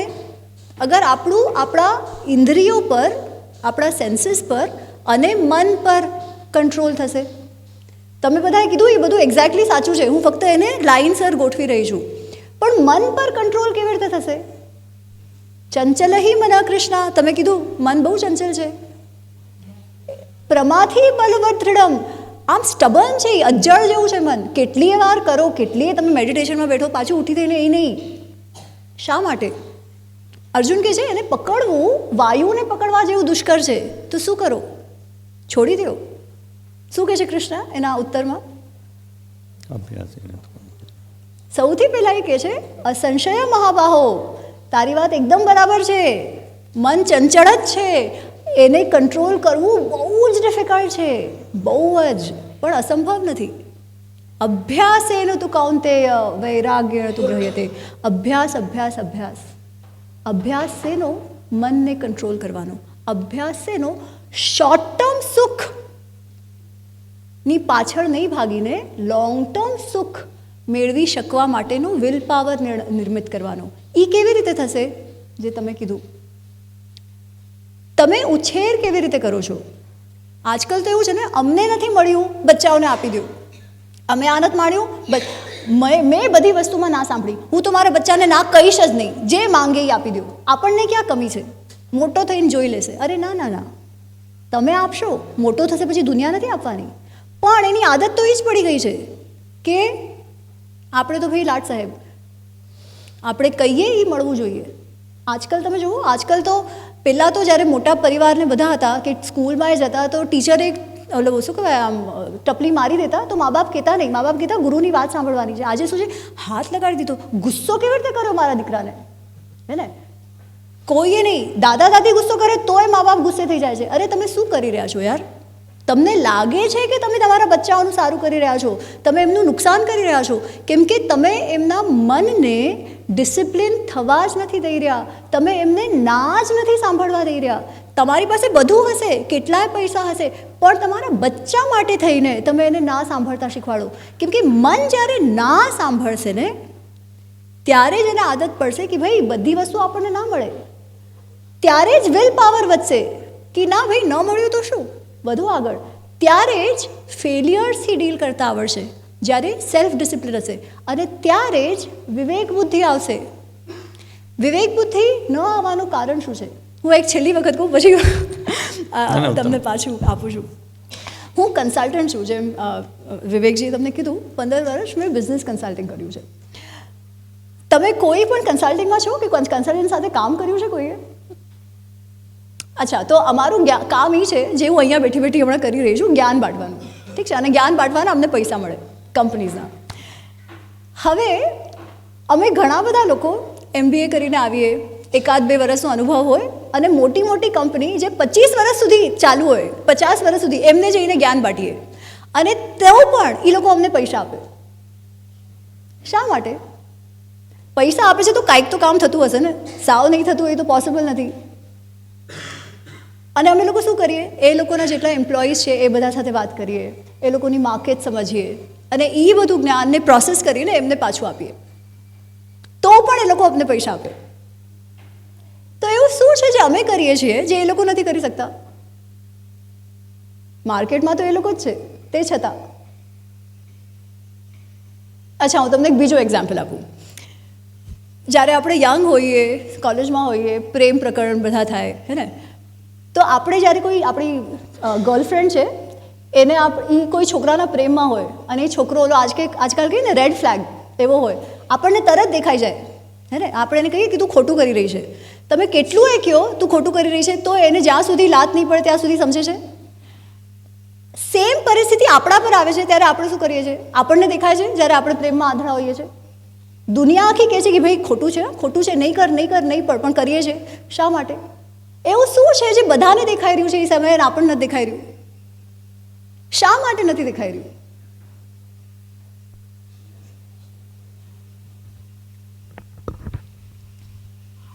As a consultant, you think unemotionally. Absolutely correct, absolutely. Emotions બહુ હાઈપર હોય ત્યારે આપણને બીજું કાંઈ જ દેખાતું નથી. એ લોકો જે બોલે it's waste of words. Correct, and for us that person is the prime. Correct. બધું ભૂલી જાઓ, બસ એ જ દેખાશે. જે મારે જોવું છે એ હું જોઉં છું, જોઈશ, એ exactly. મનુષ્યને હું નથી જોતી. જે મારે જોવું છે, જે મારા મનમાં મેં એક ઇમેજ ક્રિએટ કરી છે, એ જ મારે જોવું છે. આ શું છે? આપણે જ્યારે એ પરિસ્થિતિમાં હોઈએ ને ત્યારે આપણા ઇમોશન્સ, જે મેં કીધું, એટલા બધા એમાં સંકળાઈ ગયા હોય, જેને એક રીતે આપણે ભાવના કહીએ, બીજી રીતે કહીએ કામ, ક્રોધ, લોભ, મોહ, મદ, માત્સર્ય. જે મોહ એમાં આવી ગયું છે, એ મોહના લીધે આપણી બુદ્ધિ જ ભ્રષ્ટ થઈ જાય છે. એ મોહ શેના લીધે થાય છે? એ જે શોર્ટ ટર્મ પ્લેઝર આપણને મળે છે, જે શોર્ટ ટર્મ સુખ માટે થઈને, હે ને? એ મોહ, એ બધાને કંટ્રોલ કેવી રીતે કરવું? કે ના ભાઈ મોહ છે પણ એનાથી બહાર નીકળો, જોવો. એ બધું મન પરના કંટ્રોલથી જ થાય છે. મન પરનો કંટ્રોલ કેવી રીતે આવે? પ્રેક્ટિસથી જ આવે. એ પ્રેક્ટિસ કેવી રીતે થાય? જે ઉછેરમાં હોય અને જે તમે કરીને દેખાડો. અને મારા ખ્યાલથી એમાં તો હજી મારે કાંઈ નથી કેવું, તમે લોકોને વધારે ખબર છે કે કેવી રીતે કરાવું. હા જી. ગઈકાલનો જ એક સ્મોલ ઇન્સિડન્ટ. મારે મારી વાઈફ જોડે એક જગ્યાએ જવું હતું અને મારા દીકરાને હોમવર્ક આપ્યું હતું. સો હી વોઝ લાઈક એકદમ ઇનોસેન્ટલી, ટીચરે કેટલું હોમવર્ક આપ્યું છે? મેં કીધું તું તો ફટાફટ કરી દેશે, તારી સ્પીડ કેટલી છે? અને since my mom was not at home and my brother also wanted to go somewhere, તો મારી વાઈફ કહે કે તું અમારી ભેગો ચાલ, પછી આવીને કરજે. ત્યાં એ કંઈક મારે તો હોમવર્ક જ કરવું છે. સો હું ડિસિપ્લિન કરું એ કરતાં પહેલાં એ સેલ્ફ ડિસિપ્લિન્ડ થઈ ગયો ત્યાં. સો મારી વાઈફ કહે છે 2 દિવસ તો રજા જ છે ને, સેટરડે સન્ડે કરી દેજે, નો પ્રોબ્લેમ. ના, મારે તો હમણાં જ કરવું છે. પછી મારા ભાઈને કહેવું પડ્યું કે તું થોડોક લાંબો ટાઈમ રોકાઈ જા, મમ્મી આવે પછી તું જજે, ત્યાં સુધી આ એનું homework. And he finished it. By the time we came, મને સવારના મોર્નિંગમાં કે ડેડી મેં તો હોમવર્ક કર્યું જ નથી. મેં કીધું કેમ નથી કર્યું, તું તો કાલે બેઠો હતો. તેમ કે જો હું તમને સરપ્રાઈઝ બતાડું, પછી બતાવે book. So that is the self discipline. મેં મારી વાઈફને એ જ સમજાવ્યું. મેં કીધું જો એ સ્વેચ્છાએથી કરે છે તો આપણે એને ભંગ નહીં કરવું જોઈએ કે ચલ આપણે હમણાં જઈ આવે પછી કર. એ પ્રોક્રેસ્ટિનેશન પછી શીખતો જશે, ચાલ ને હમણાં નહીં પછી કરીશું. તો મન પર એટલીસ્ટ એટલું તો એ સ્ટ્રોંગ છે હમણાંથી કે એ પોતાનું કામ સમજીને રિસ્પોન્સિબિલી કરે પણ છે. મિસ્ટેક્સ કરી હતી બટ મેઇન થિંગ ઇઝ મનને એને કાબૂમાં તમે જે વાત કહો છો ને એ કેટલી ગૂઢ છે. સુખ જે છે ને એનું પેરામીટર જ બદલાઈ ગયું. બહાર જવું ઈ સુખ, એના કરતાં અભ્યાસ કરી લેવો ઈ સુખ, હે ને. મનને કંટ્રોલ કરી રાખવું ઈ સુખ વર્સિસ સ્વચ્છંદપણે બિહેવ કરવું, એ અગર પેરામીટર જ બદલાઈ જાય તો ડિસિપ્લિન કરવું પણ ઇઝી થઈ જાય. અને એ જ એટીટ્યૂડ જે છે એ ગુરુકુળમાં અને જે પેરેન્ટ્સ કરી શકે છે બોલવાથી અને સાથે સાથે પોતાના વ્યવહારથી. નહીં તો પછી તમે કરો છો એ જ કરશે. ખૂબ સરસ, થેન્ક યુ જી સર. नहीं उत्तम. सो आपने जो बात की कि निर्णय लेने सबको प्रतिदिन निर्णय लेने होते हैं, प्रतिक्षण निर्णय लेने होते हैं और इतिहास उसके लिए दर्पण होता है हमारे लिए. लेकिन निर्णय अगर गलत हुआ या निर्णय के बाद जो उसका फल है वो ऐसा है जो जिसकी हमने कामना नहीं की थी, इच्छित नहीं था फल, और उससे दुख का अनुभव होता है तो तुरंत दोषारोपण चालू हो जाता है. तो अभी जो बच्ची सुना के गई कि क्योंकि हमने यहाँ नाटक रचा था एक महाभारत का, उसमें अंत में गांधारी श्राप देती है भगवान को. ऐसा शायद एक ही बार हुआ है इतिहास में. तो कि आपके कारण मेरे 100 पुत्रों की मृत्यु हुई. तो ये एक प्रकार का दोषारोपण ही है कि किसी और पे थोप देना. उस समय कृष्ण का क्या उत्तर था, उससे अभिभावक क्या सीख सकते हैं? बहुत बहुत सुंदर प्रश्न है, क्योंकि जनरली यहीं पे छोड़ देते हैं कि उन्होंने गांधारी ने कृष्ण को श्राप दे दिया. क्यों श्राप दिया? क्योंकि गांधारी कहती हैं कि कृष्ण तुम चाहते तो तुम ये युद्ध रोक सकते थे, तुमने ये युद्ध नहीं रोका, तुमने भाइयों को एक दूसरे से मरवा डाला. अब जो हमारे साथ हुआ है वो ही तुम्हारे साथ होगा, क्योंकि ये सब तुम्हारे कारण है. सबसे पहली बात तो क्या ये सही था? क्या कृष्ण ने या किसी और ने प्रयत्न नहीं किए थे युद्ध रोकने का? हर प्रयत्न हो चुका था. युधिष्ठिर ने यहाँ तक कहा था कि भाई केवल 5 गांव दे दो, 5 गांव दे दो, आप इंद्रप्रस्थ भी रख लो, हमारी आजीविका तो चलती रहे. युधिष्ठिर क्या कहता है? युधिष्ठिर कहता है कि 5 ગામ તો શું, તમને સોયના ટોક જેટલી બી જમીન નહીં આપું, આ ભૂમિ માટે છે જ નહીં, હું પાંડવો સાથે રહી જ નથી શકતો, એ દુર્યોધને કીધેલું, હે ને. અને એના પછી યુદ્ધ થયું. જ્યારે એ સમયે જ્યારે finally when the decision was being made કે યુદ્ધ હવે થવાનું જ છે અને કોઈ પણ રીતે અજ્જળની જેમ દુર્યોધન માનતો નથી, ત્યારે ફાઇનલી ધૃતરાજ ડરી જાય છે, ગાંધારી ડરી જાય છે અને એને રોકવાનો પ્રયત્ન કરે છે. ગાંધારીએ તો એને વિજય ભવનનું પણ આશીર્વાદ નહોતું આપ્યું, ઠીક છે. સો દેટ પ્રયત્ન હેપન્ડ. પણ એ ટાઈમે જ્યારે મોટો થઈ ગયો છે, જેવો છે તેવો થઈ ગયો છે, એ સમયે જ્ઞાન આપીને પછી શું ફાયદો? અને કૃષ્ણ એ જ વાત કહે છે. કૃષ્ણ જ્યારે ગાંધારી કે એમને શ્રાપ આપે છે ત્યારે હસે છે, સ્માઇલ આપે છે અને કહે છે કે माँ तारो आशीर्वाद हूँ कबूल करूँ छूँ, मैं आपका आशीर्वाद स्वीकार करता हूँ, मैं इसको नकारूंगा नहीं. क्यों? क्योंकि यादव जो है ना वो वैसे ही बहुत उद्धट हो गए, કેમ કે ત્યાં સુધી બહુ શક્તિશાળી થઈ ગયા હતા એ લોકો, હે ને. કે એ લોકો એટલા ઉદ્ધટ થઈ ગયા છે ને એટલા શક્તિશાળી થઈ ગયા છે કે બીજા કોઈ તો એમને મારી જ નથી શકવાના, એ સ્વતઃ જ પોતાને મારી નાખશે. એટલે હું માનું છું, પણ માં તું જે દોષારોપણ મારી પર કરી રહી છે ને એ ખોટું છે. તું કહે છે મેં ના રોક્યો, હું પૂછું છું તમે શું કર્યું? જ્યારે કરવું જોઈતું હતું ત્યારે તમે શું કર્યું?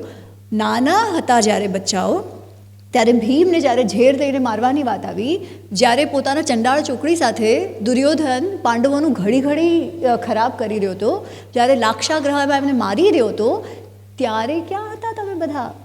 જ્યારે સંસ્કાર સિંચવવાનો સમય હતો ત્યારે ક્યાં હતા તમે બધા?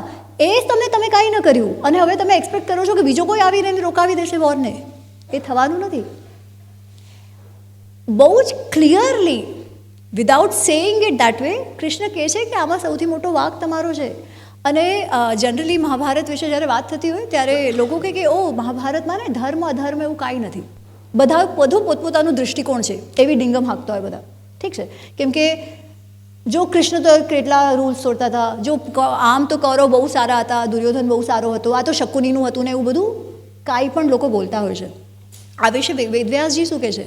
વેદવ્યાસજી કહે છે યુધિષ્ઠિર જે છે ને, યુધિષ્ઠિર ધર્મમય મહાડ્રુમ, ધર્મનો વૃક્ષ એ યુધિષ્ઠિર છે, જેની સ્કંધ અર્જુન છે, જે ટ્રંક અર્જુન છે, શાખા ભીમ છે અને માદરી સુતાઓ નકુલ સહદેવ એના ફૂલ પત્તાઓ છે, એના જે મૂળિયા છે ને એ કૃષ્ણ છે.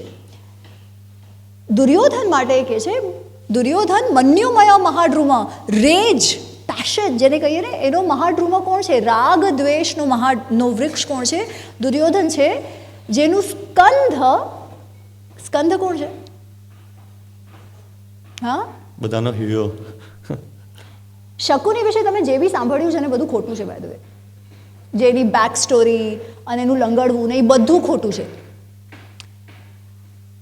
વેદવ્યાસજી કહે છે એ વૃક્ષનો સ્કંધ કર્ણ છે, એની શાખા શકુની છે, દુશાસન એના ઓલા ફૂલ પત્તા નહીં છે, અને એનું મૂળ કોણ છે? ધૃતરાષ્ટ્ર. જ્યારે દુર્યોધનનો જન્મ થયો ત્યારે સૌથી પહેલાં જ આપણે કહીએ ને કે નિમિત્ત એકદમ ખરાબ નિમિત્ત થવા માંડ્યા. તો એ લોકોએ જોયું એ ખરાબ નિમિત્ત થાય છે, અને વિદુરે એ જ સમયે એમને કીધું કે તમારી પાસે બીજા 99 છોકરાઓ છે અને એક છોકરી છે, આ પુત્રને જવા દો, જે રીતેના નિમિત્ત છે એ તમારા કુળનો નાશ કરશે. ચલો એ સમય તો સમજી શકાય, એક પિતાનો હૃદય છે, ઠીક છે, સમજી શકાય. તો ધૃતરાષ્ટ્ર કહે છે ના ના, એ તો હું ના કરી શકું, આ મારો પુત્ર છે ને, સૌથી મોટો પુત્ર છે, મારો મોહ આમાં છે. ચલો એ પણ સમજ્યા. પણ તરત જ એકદમ તરત એ પૂછવા માંડે છે મારા પુત્રને રાજ્ય મળશે કે? હજી તો જન્મ્યો છે એ બચ્ચો, એમને ખબર છે કે ત્યાં યુધિષ્ઠિરનો જન્મ થઈ ગયો છે. એમણે શું કર્યું? બચ્ચો જન્મ્યો છે એ ટાઈમથી શું સંસ્કાર નાખ્યા? પોતાના જે એમ્બિશન્સ છે એ તરત આરોપી દીધા બચ્ચામાં, પોતાની જે અભિલાષાઓ છે એ તરત બચ્ચા પર આરોપી દીધી, અને એ જ રીતે એનો ઉછેર થયો ને. મોહ છે એટલે એને કંઈ ના જ ન પાડો, ટોકો જ નહીં, જે કરવું છે એ કરવા દો, મારો ફેવરેટ. જ્યારે એવું તમે ઉછેર કર્યું છે, અને એ બધામાં ગાંધારીએ શું કર્યું? ગાંધારીને બહુ મોટી પતિવ્રતા માનવામાં આવે છે, જે એ છે. જનરલી જે કહેવાય છે ને કે એણે ગુસ્સામાં આવીને પટ્ટી બાંધી લીધી, કે એને નહોતું પરણવું ને પરણાવી દીધી, એવું કાંઈ નથી. જેવું અરેન્જ મેરેજમાં થાય છે એવું થયું હતું. ગાંધારમાં ભીષ્મ, ધૃતરાષ્ટ્ર, પાંડુ બધા માટે છોકરી ગોતી રહ્યા છે, ત્યારે એમને કહેવામાં આવ્યું કે ખૂબ જ ચરિત્રવાન છોકરી છે ગાંધારની, સુબલ રાજા જે છે ગાંધારના, એમની દીકરી છે, ખૂબ જ ચરિત્રવાન છે. તો એ પ્રસ્તાવ લઈને ગયા અને એમણે કીધું કે મારો દીકરો જે જ્યેષ્ઠ છે એ આંધળો છે, એની માટેનો આ પ્રસ્તાવ છે. તો સુબલ જેના મમ્મી પપ્પા છે એમને જ્યારે ખબર પડી કે છોકરો આંધળો છે તો એમણે વિચાર કર્યો કે શું કરવું જોઈએ. પણ હસ્તિનાપુર ગાંધાર કરતાં કેટલું એ સમૃદ્ધ રાજ્ય હતું, મોટું રાજ્ય હતું. આજે જ્યારે અરેન્જ મેરેજ થાય છે ત્યારે આપણે શું વિચાર કરીએ? પરિવાર સારો છે, પૈસે ટકે સારા છે, બિઝનેસમાં સારા છે, સંસ્કારી છે, આપણા છોકરીને ખુશ રાખશે. પછી છોકરામાં થોડુંક 19-20 હોય તો આપણે ચલાવી લઈએ છીએ ને. એક્ઝેક્ટલી જ થયું હતું, એક્ઝેક્ટલી જ થયું હતું. એટલા માટે એ લોકોએ કીધું હા ચાલશે, હસ્તિનાપુર સાથે આપણે સંબંધ કેળવીએ, જે ગાંધાર માટે પણ સારું હતું. તો ખુશી ખુશી ગાંધારીના લગ્ન કરવામાં આવે છે. જ્યારે ગાંધારીને ખબર પડે છે કે મારા થવાવાળા પતિ જે છે એ આંધળા છે, અને મારા મમ્મી પપ્પાએ આ પ્રસ્તાવનો સ્વીકાર કર્યો છે રાજી ખુશીએ, કોઈએ એમની જબરદસ્તી નહોતી કરી. જે તમે સાંભળ્યું હશે કે ગાંધારી માંગલિક હતી ને આખા પરિવારને ભીષ્મએ મારી નાખ્યું ને, એ બધું સાવ બકવાસમાં બકવાસ છે. એવું કાંઈ જ નથી, કોઈ પણ મેન્યુસ્ક્રિપ્ટમાં નથી મહાભારતમાં. ઓકે, એનીવેઝ, તો જ્યારે લગ્ન થાય છે ત્યારે ગાંધારી કહે છે કે હું મારા પતિમાં ક્યારેય દોષ નહીં જોઉં, અને જે એ નથી ભોગતા એ હું નહીં ભોગું. એ સાત્વિક વિચારથી એમણે આંખો પર પટ્ટી બાંધી. એ પતિવ્રતા તો હતા, એમણે પતિનું તો જોયું, પણ બાળકોનું શું? પત્ની તો એ સારા હતા, પણ તમે પોતાને અપાહિજ બનાવી દો ત્યારે બાળકોની ઉછેર તમે કેવી રીતે કરવાના છો? જે બાળકોને સંસ્કાર મળવા જોઈએ એ તમે કર્યું કે? એમાં પણ એક રીતે એ જ કેવું છે કે હા હું મારા પતિમાં દોષ નહીં જોઉં અને હું જે એ નથી કરી શકતા એમનો સહારો બનીશ. એ પણ તો એક અપ્રોચ છે ને. એમણે શું કીધું, એ અપાહિજ હું એ અપાહિજ, એને 2 લોકો ઉપાડીને લઈ જાય, મને 2 લોકો ઉપાડીને લઈ જાય. ભાવ સારો હતો પણ શું નિર્ણય બરાબર હતો? અને જ્યારે એવી રીતે નિર્ણય લેવાય ત્યારે ઉછેરમાં ફરક પડે કે ના પડે? એની જ વિરુદ્ધ તમારી સામે છે કુંતી. ઠીક છે, બચ્ચાઓનો ઉછેર ક્યાં થયો? જંગલમાં. ઓલરેડી જ્યારે તમારી જે સ્થળ બદલાય છે એની સાથે સાથે તમારી જીવન પદ્ધતિ બદલાય છે. જે એશો આરામ, જે લક્ઝરીઝ તમને પેલેસમાં મળે છે, મહેલમાં મળે છે, એ તો જંગલમાં નથી જ થવાના. કામ જાતે કરતાં શીખો છો, એક્સેપ્ટ કરતાં શીખો છો, પ્રકૃતિ સાથે રહેતા શીખો છો, પ્રાયોરિટી તમારી ઠીક થાય છે, વિસ્મય વધે છે, ક્યુરિયોસિટી વધે છે, ઋષિઓ સાથે તમે રહ્યો છો, તમારી જ્ઞાનવર્ધન થાય છે, તમારામાં સંસ્કાર સિંચાય છે. એ બધું એ બચ્ચાઓમાં થયું. એ પછી ચલો પાંડુનું મૃત્યુ થઈ ગયું. તમે એ વિચાર કરો, માદ્રીએ સહગમન કર્યું પોતાના બંને બચ્ચાઓને કુંતી પાસે છોડીને. એ વિશ્વાસ હશે ને કે કુંતી મારા બચ્ચાઓને એના બચ્ચાઓનો જેમ જ રાખશે? એવી સ્ત્રી છે. અચ્છા, હવે બચ્ચાઓને લઈને પાછા જાય છે અને એમનો ઉછેર કેવી રીતે કર્યો એ તો આપણને કંઈ બહુ ડિટેલમાં નથી કીધું, પણ કુંતીના જે 1-2 નિર્ણય છે ને એ વિશે હું તમને કહીશ. એનાથી તમને સમજાઈ જશે કે એ માં કેવા રહ્યા છે. તો એક તો જ્યારે એ લોકો બધા પાછા જાય છે ત્યારે તો ચલો ઠીક છે, એ પોતાના ભલે દુર્યોધન કેટલું એ હેરાન કરે, એ ક્યારેય પોતાના બચ્ચાઓને ઉશ્કેરતા નથી, દુર્યોધન કે કોઈના વિરુદ્ધ. એ તો ચલો એક વાત છે. પછી લાક્ષાગ્રહ થાય છે જ્યારે 5 છોકરા અને કુંતી માને બળાવી દેવાનો પ્રયાસ કરવામાં આવે છે. એ પછી ફરતા ફરતા એ લોકો એક ચક્રા નગરમાં જાય છે. ત્યાં ઓલો રાક્ષસ છે, શું છે એનું નામ? બકાસુર. હે ને? એ બકાસુર જે છે એના વિશે ખબર પડે છે. કેવી રીતે? કેમ કે જે બ્રાહ્મણના ઘરે રહી રહ્યા હોય છે બ્રાહ્મણ વેશમાં, એ એક દિવસ ખૂબ રડતા હોય છે. એ પરિવાર જે છે એ ખૂબ રડે છે કેમ કે એ દિવસે એમનો વારો હોય છે. બકાસુર જે છે એની સાથે ડીલ એવી હતી કે એ આ આખા જે ગામ છે એને રહેવા દેશે, પણ હર અઠવાડિયે પરિવારમાંથી, જે પરિવાર ત્યાં રહ્યા છે એમાંથી એક મનુષ્યએ ખાવાનું લઈને જવાનું અને પોતે પણ એ બકાસુરનું ખાવાનું બની જશે.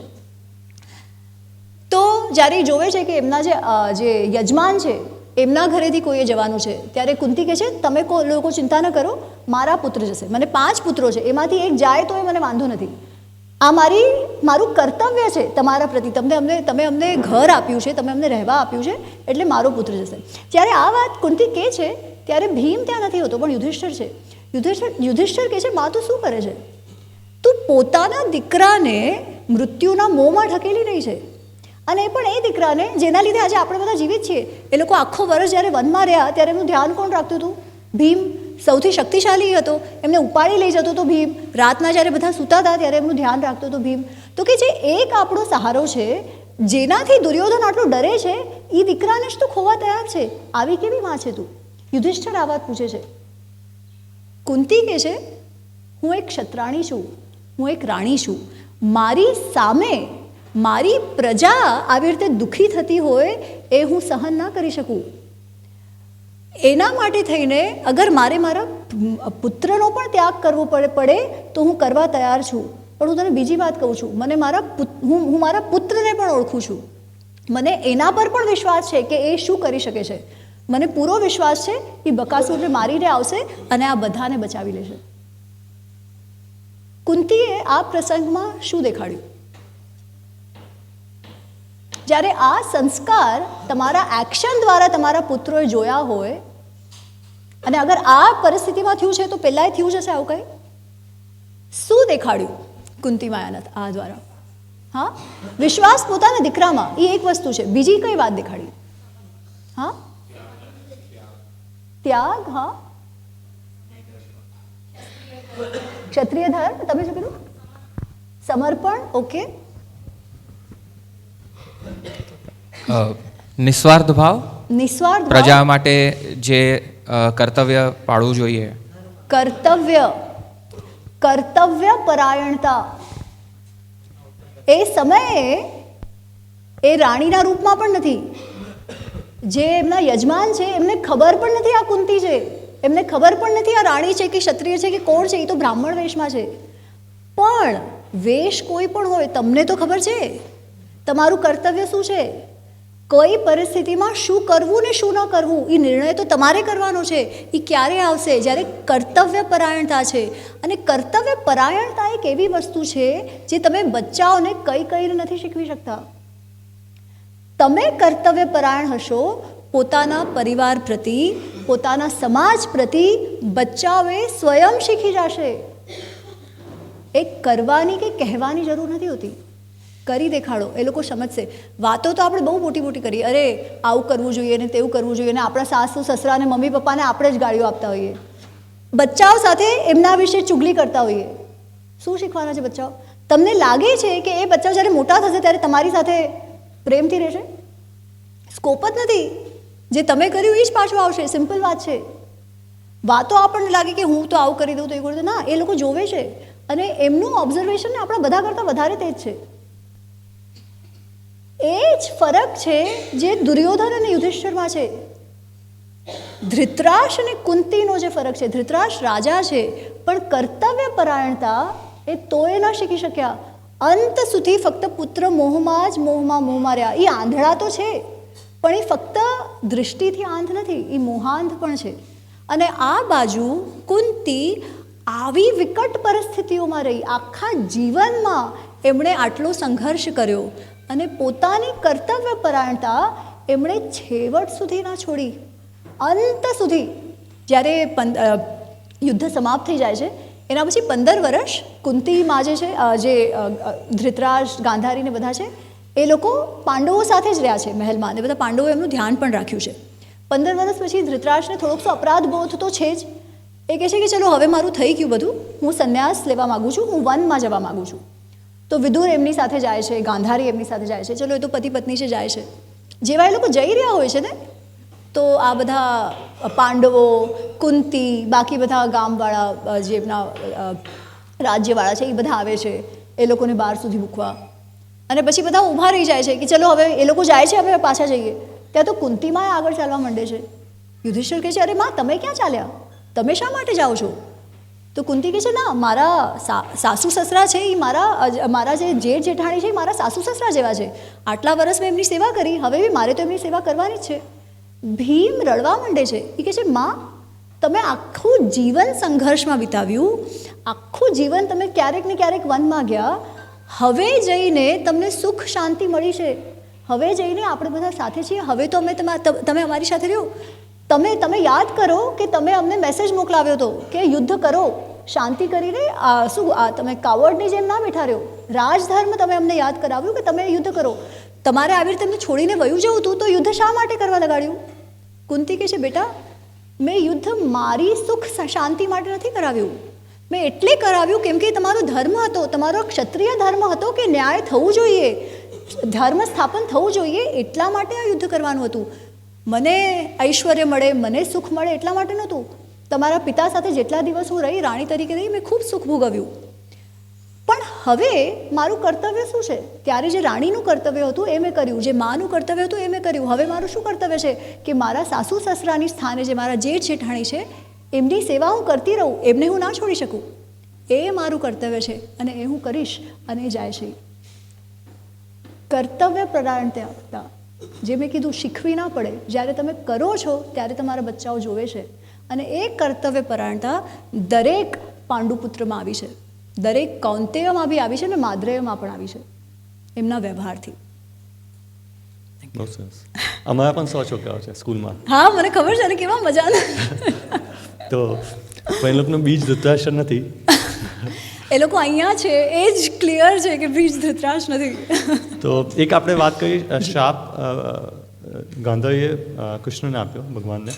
બીજો પણ એક શાપ યાદ આવ્યો હમણાં કે ભગવાને એક જ જણને શાપ, જે બધા ઉપર અનુગ્રહ કરતા હોય છે, કૃપા બસાવતા હોય છે, એ ભગવાને એક વ્યક્તિને શાપ આપેલો. એ છે અશ્વત્થામા. કદાચ અત્યારે પણ જીવિત હશે ને સાંભળતા હશે આપણને. તો એમના ઉછેરમાં શું ભૂલ થઈ ગઈ? થોડા શિક્ષક પણ અહીંયા બેઠા છે અને એમના પિતાજી તો હતા જ, પણ શિક્ષક પણ હતા, બ્રાહ્મણ પણ હતા. તો એમના વ્યક્તિત્વમાં જે ખોટ હતી એનું બીજ પણ એમનું જે બાળપણ છે એમાં જ કહેશે. એની કથાઓ પણ છે, તો એમાંની એક કથા તમે મૂળભૂત સંભળાવો ને. એકચ્યુઅલી ઇવેન્ચ્યુઅલી એક બચ્ચું જ્યારે મોટું થાય છે ને જે મારા માણસ બને છે ને જે કરે છે ને, એમાં હું જોઉં છું કે બે ભાગ છે. એક છે એનો સ્વભાવ અને એક છે ઉછેર. ઉછેર તો મહત્વપૂર્ણ છે જ, પણ મનુષ્યનો સ્વભાવ પણ તો એક ભાગ છે. એટલે દરેક વસ્તુ મા બાપ પર જ નાખી દેવી એવું પણ જરૂરી નથી. એનો પોતાનો સ્વભાવ પણ છે, ઉછેર પણ છે એમાં. તમે દ્રોણાચાર્યનું જીવન જોશો તો શરૂઆતનું તો આપણને બહુ ખબર નથી, પણ એના પુત્રને જ્યારે એ જોવે છે કે એને દૂધ પણ નથી મળી રહ્યું, ત્યારે એ દ્રુપદ પાસે જાય છે, હે ને, અને દ્રુપદ એમનું અપમાન કરીને મોકલાવી દે છે. હવે એ તો એક પિતાનો સહજ ભાવ છે, એમાં હું કોઈ દોષ નથી જોતી કે ચાહતા હોય કે પોતાના પુત્રને દૂધ પીવડાવે. તો દ્રુપદે કર્યું એ વિશે એમને ગુસ્સો આવ્યો, એ બી વાત બરાબર છે. પણ જીવનમાં એ એક બ્રાહ્મણ હતા, એ એક ગુરુ હતા, હે ને. જીવનમાં ઉતાર ચઢાવ ચાલતા રહે. તમારા જીવનનો ઉદ્દેશ્ય જ તમે અગર બદલો બનાવી લ્યો તો એ તમારા વિશે શું કહે છે. એ જ્યારે પાંડવોને શીખવવા પણ ચાહે છે ત્યારે એમનું ઉદ્દેશ્ય મનમાં શું છે? બદલો. દ્રુપદને હું દેખાડી દઈશ, દ્રુપદને હું દેખાડી દઈશ. એ માટે થઈને એ હસ્તિનાપુર આવે છે. હસ્તિનાપુર જ્યારે આવે છે અને પછી જે પાંડવો અને કૌરવો અને કર્ણ અને એ બધાના ગુરુ બને છે, અને પછી આપણને ખબર છે દ્રુપદને હરાવે છે અને ચલો ઠીક છે, પછી શાંતિ થઈ ગઈ. પણ આ એક વાતથી ને શું થયું, દ્રોણાચાર્યએ, જે આપણે ઉર્દુમાં કહીએ ને કે નમક ખાધું હસ્તિનાપુરનું, અને જ્યારે રાજ્યનું તમે નમક ખાઈ લ્યો છો, જ્યારે તમને એવું વિચાર કરી લ્યો છો કે તમે એમના અહેસાન તળે છો, ત્યારે તમારો બધો વ્યવહાર, તમારું સત્ય, તમારું ગુરુ હોવાનું જે દાયિત્વ છે, જે કર્તવ્ય છે, એ બધું ખોવાઈ જાય છે.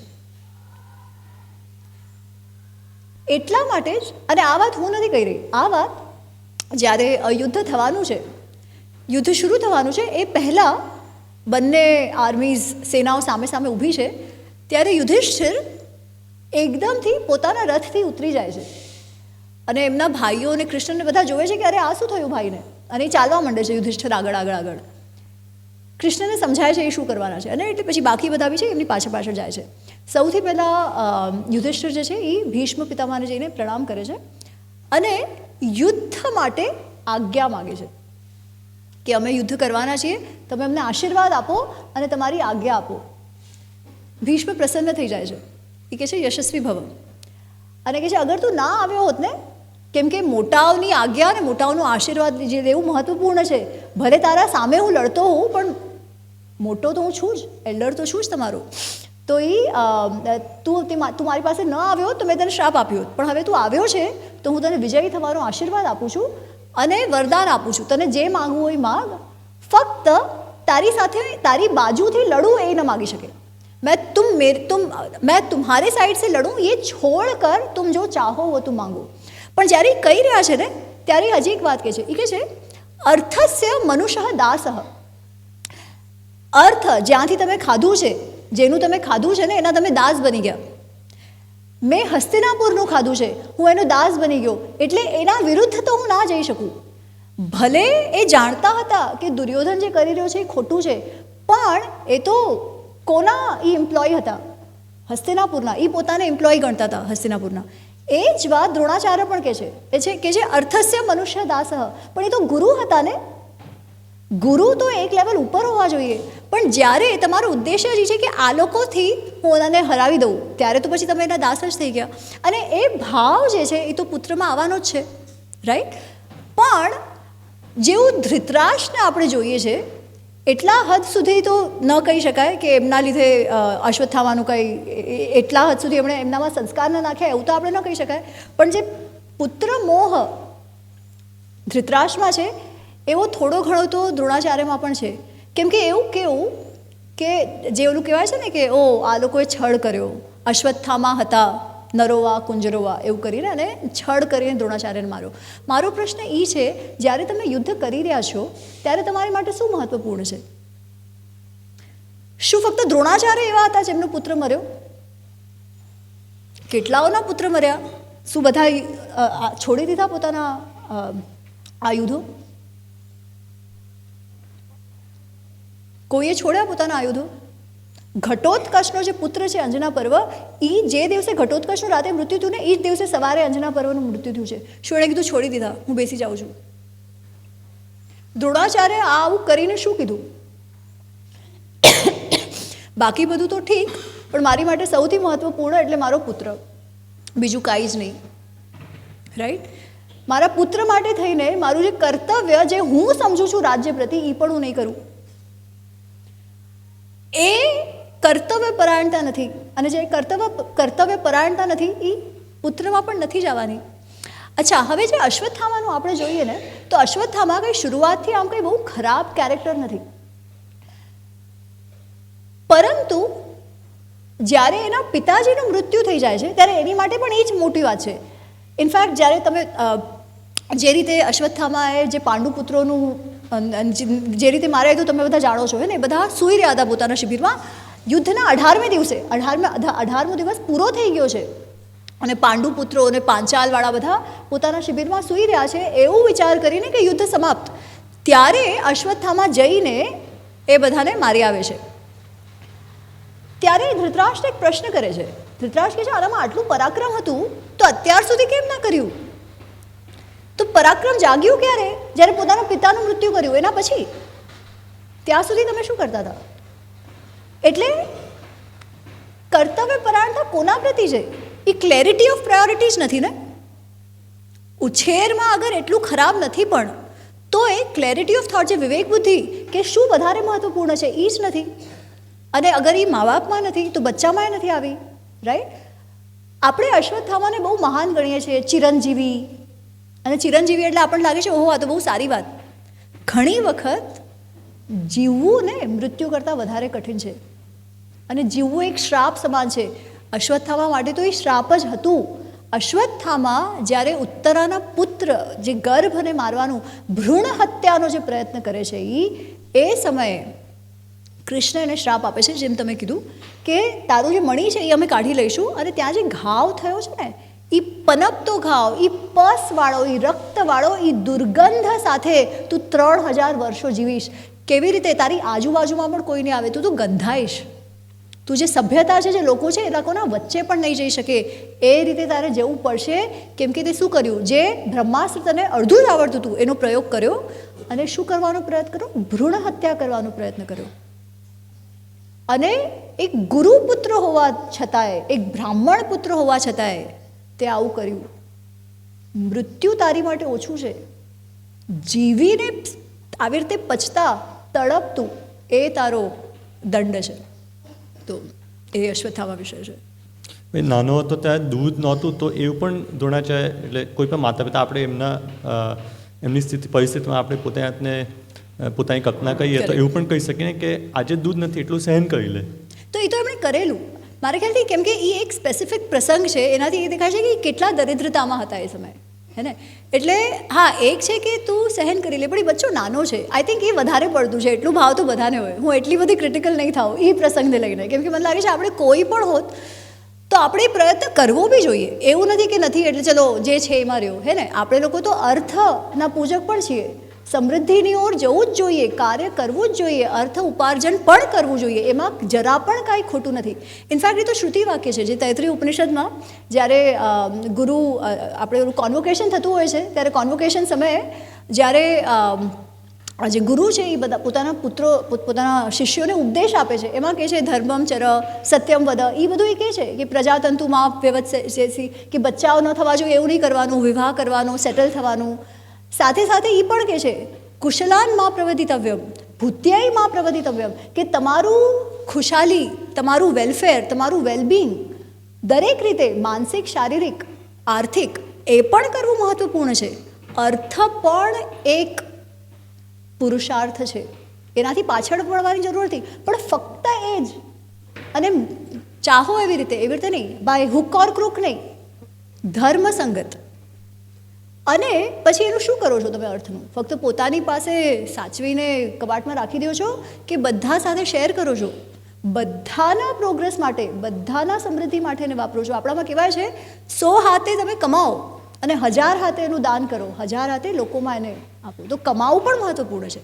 એટલે મને લાગે છે એ પ્રસંગ સ્પેસિફિકલી એ મારો મત છે, હું એટલી બધી ક્રિટિકલ નથી, પણ એ એક જે દ્રુપદે કર્યું એ જ પોતાના લાઈફનો ગોલ બનાવી લીધો છે, આખું ખેંચી કાઢ્યું, એ ખેંચી કાઢ્યું, એ હું વધારે પડતું કહું. અને પ્રતિશોધ ભાવના જે કર્યું એના પછી પ્રતિશોધ માટે જ કર્યું છે ને, એ જે ભાવ છે એ બરાબર નહોતો. માંગ્યું નહીં મળ્યું તો ખેંચ્યું આખું. એટલે અને બીજું એક આમાં એક અંગ આવે છે કે અંગ દેશનું જે રાજા જેને બનાવેલા, જેને આપણે દાનવીર કહીએ છીએ, પણ જેને રાજ એક કેવું કહેવાય ભીખમાં આપેલું.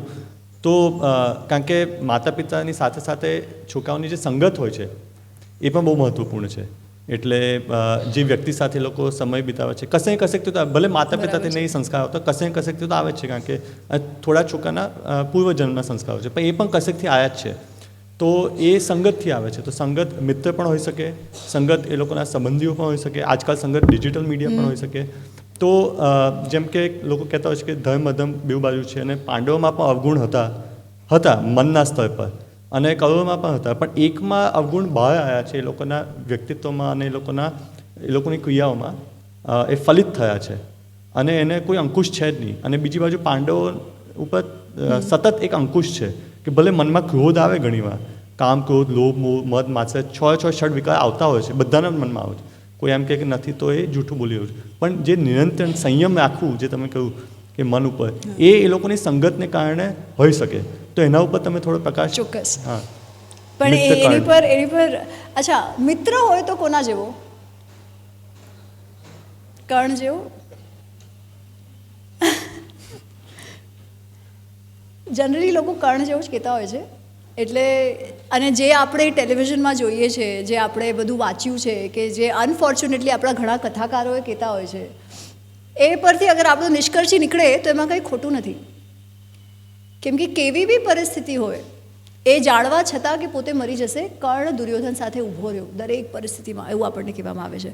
અને હા, આપણને એવો મિત્ર તો જોઈએ જ છે, પણ શું કર્ણ એવો છે, ઇઝ ધ પ્રશ્ન. વેદવ્યાસજી પ્રમાણે એવો નથી. ઠીક છે, વેદવ્યાસજી પ્રમાણે એની દાનવીરતાનો પણ એવો કોઈ ઉદાહરણ આપણને મળતા નથી. વેદવ્યાસજી પ્રમાણે એ હંમેશા દુર્યોધન સાથે જ ઊભો રહ્યો, બધું જાણતા હોવા છતાંય, એવું પણ નથી. વેદવ્યાસજી પ્રમાણે શું છે? સૌથી પહેલી વાત તો કર્ણ માટે જે આખો સિમ્પથી ભાવ ઊભો થયો છે ને, એ ફક્ત એક ફિક્શન છે. સૂત પુત્ર એટલે શું? હા હા હા, પણ સારથી એટલે ખરા, પણ સૂત પુત્રો તો આપણને એકદમ ગાળી જેવું લાગે છે ને. સારથી તો કૃષ્ણ થયા, સારથી તો શલ્ય બન્યા, અને સારથી એટલે આજના પ્રમાણે આપણે ડ્રાઈવર એમ માની એવું પણ નથી. સારથીના હાથમાં યોદ્ધાનું જીવન છે. સારથી જે હતા ને, એ યોદ્ધાઓના ખૂબ ક્લોઝ ફ્રેન્ડ્સ હતા. પણ સૂત ફક્ત સારથી નહોતા.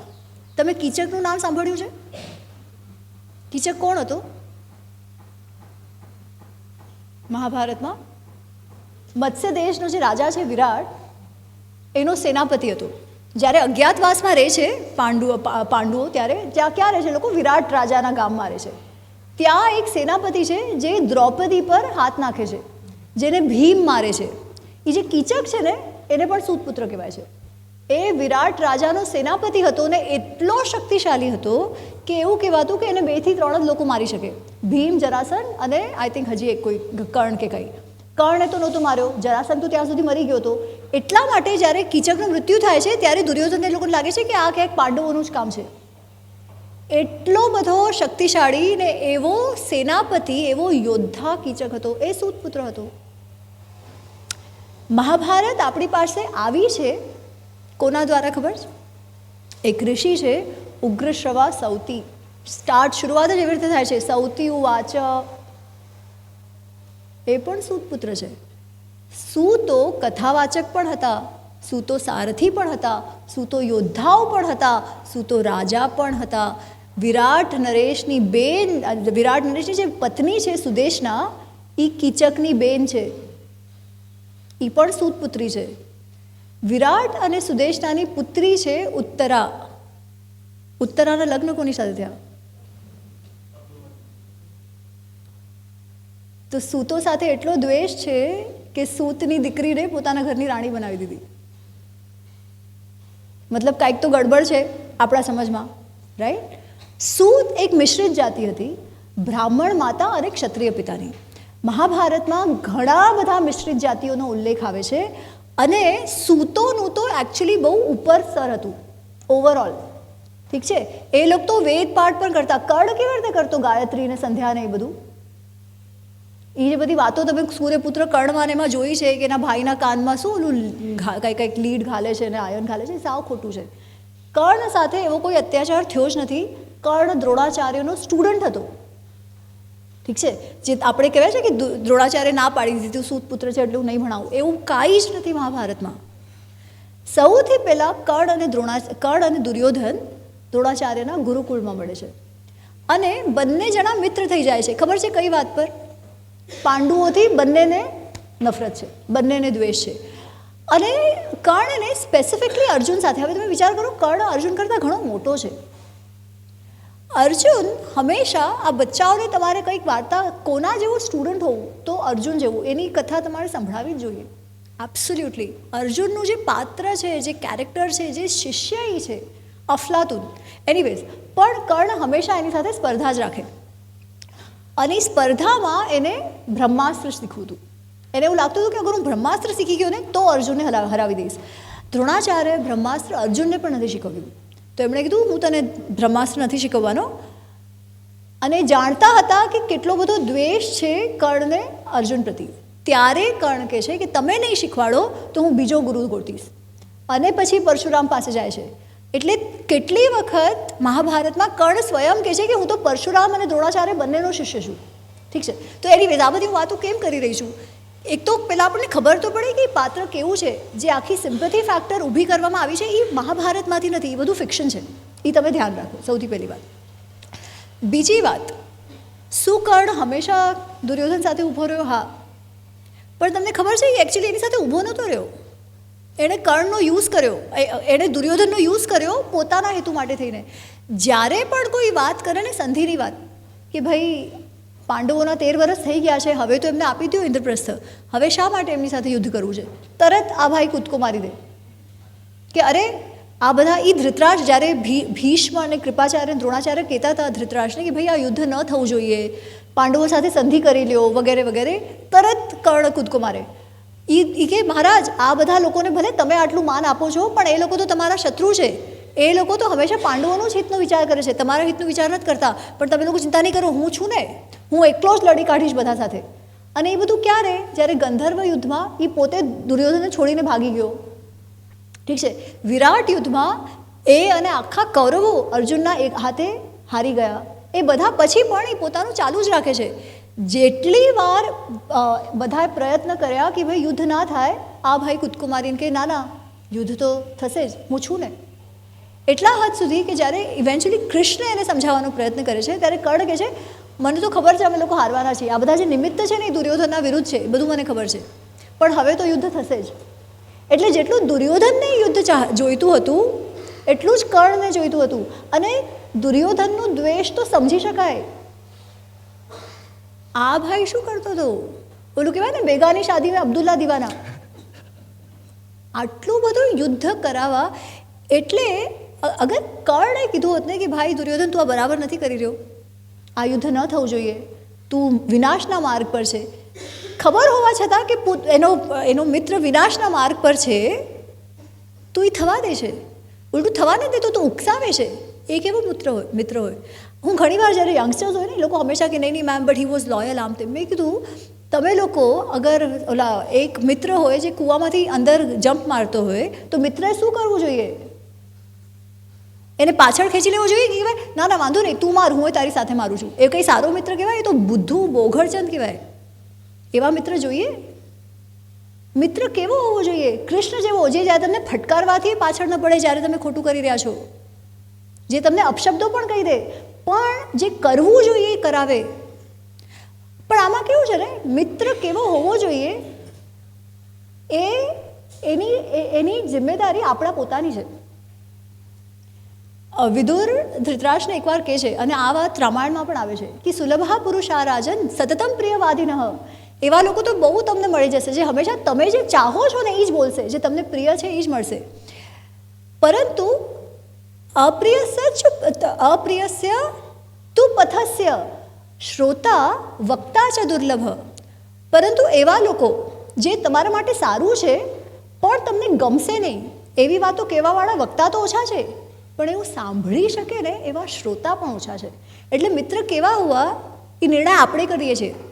અગર આપણે એવું જ ઈચ્છતા હોઈએ કે એવા આપણી સાથે મિત્ર હોય જે આપણું ફક્ત સારું ને સારું કે આપણે ચાહીએ છીએ એવું જ આપણી માટે બોલે, તો પછી એવા જ લોકો આપણી પાસે આવવાના છે. એની જ વિરુદ્ધ અર્જુને શું કર્યું? જ્યારે યુદ્ધ થવાનું હતું ત્યારે બંને દુર્યોધન અને અર્જુન ગયા હતા કૃષ્ણ પાસે, રાઈટ? કૃષ્ણ કહે છે એક બાજુ હશે મારી સેના, બીજી બાજુ હોઈશ હું, અને હું લડીશ પણ નહીં. હવે તમારે નિર્ણય કરવાનો છે તમને કોણ જોઈએ છે.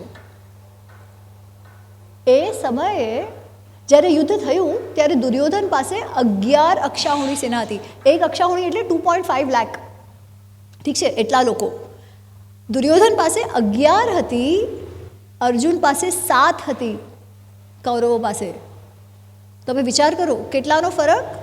4 × 2.5 10 લાખ લોકોનો ફરક.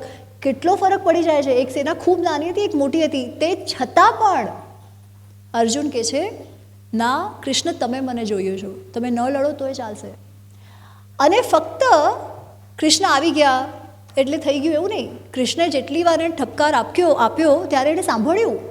અને કૃષ્ણ હંમેશા પ્રેમથી એનો ઈગો પેમ્પર કરતા નથી કહેતા. ઇવન જ્યારે ભગવદ્ ગીતા શરૂ થાય છે ત્યારે અર્જુન કહેતો હોય છે કે અરે કૃષ્ણ એ તો મારા લોકો છે, એમને હું કેવી રીતે મારું? મારા પોતાના લોકો જેમની માટે હું વિજય ઈચ્છા રાખું છું એ લોકોને જ મારે મારવા પડશે, આમ તેમ ન યોજશે ગોવિંદ, એવું બધું એ કહે છે. ત્યારે સૌથી પહેલાં કૃષ્ણ હસીને શું કહે છે? એને પંપાડતા નથી. શું કહે છે? અશોચાન અન્વશોચસ્વ પ્રજ્ઞાવાદાંશ ભાષસે. જેના પર ન રડવું જોઈએ એના પર તું રડે છે અને પોતાની સાથે બહુ અક્કલવાળો સમજે છે. તમે વિચાર કરો, એવું નથી કહેતા અરે રે બિચારા વાંધો નહીં, તું શાંત રહે, એવું તો થાય, ચિંતા નહીં કર. ના ના, ઠપકો જ આપે છે એને કે જેના પર ન રડવું જોઈએ એના પર રડે છે અને તને લાગે છે કે તું બહુ સ્માર્ટ વાત કરી રહ્યો છે.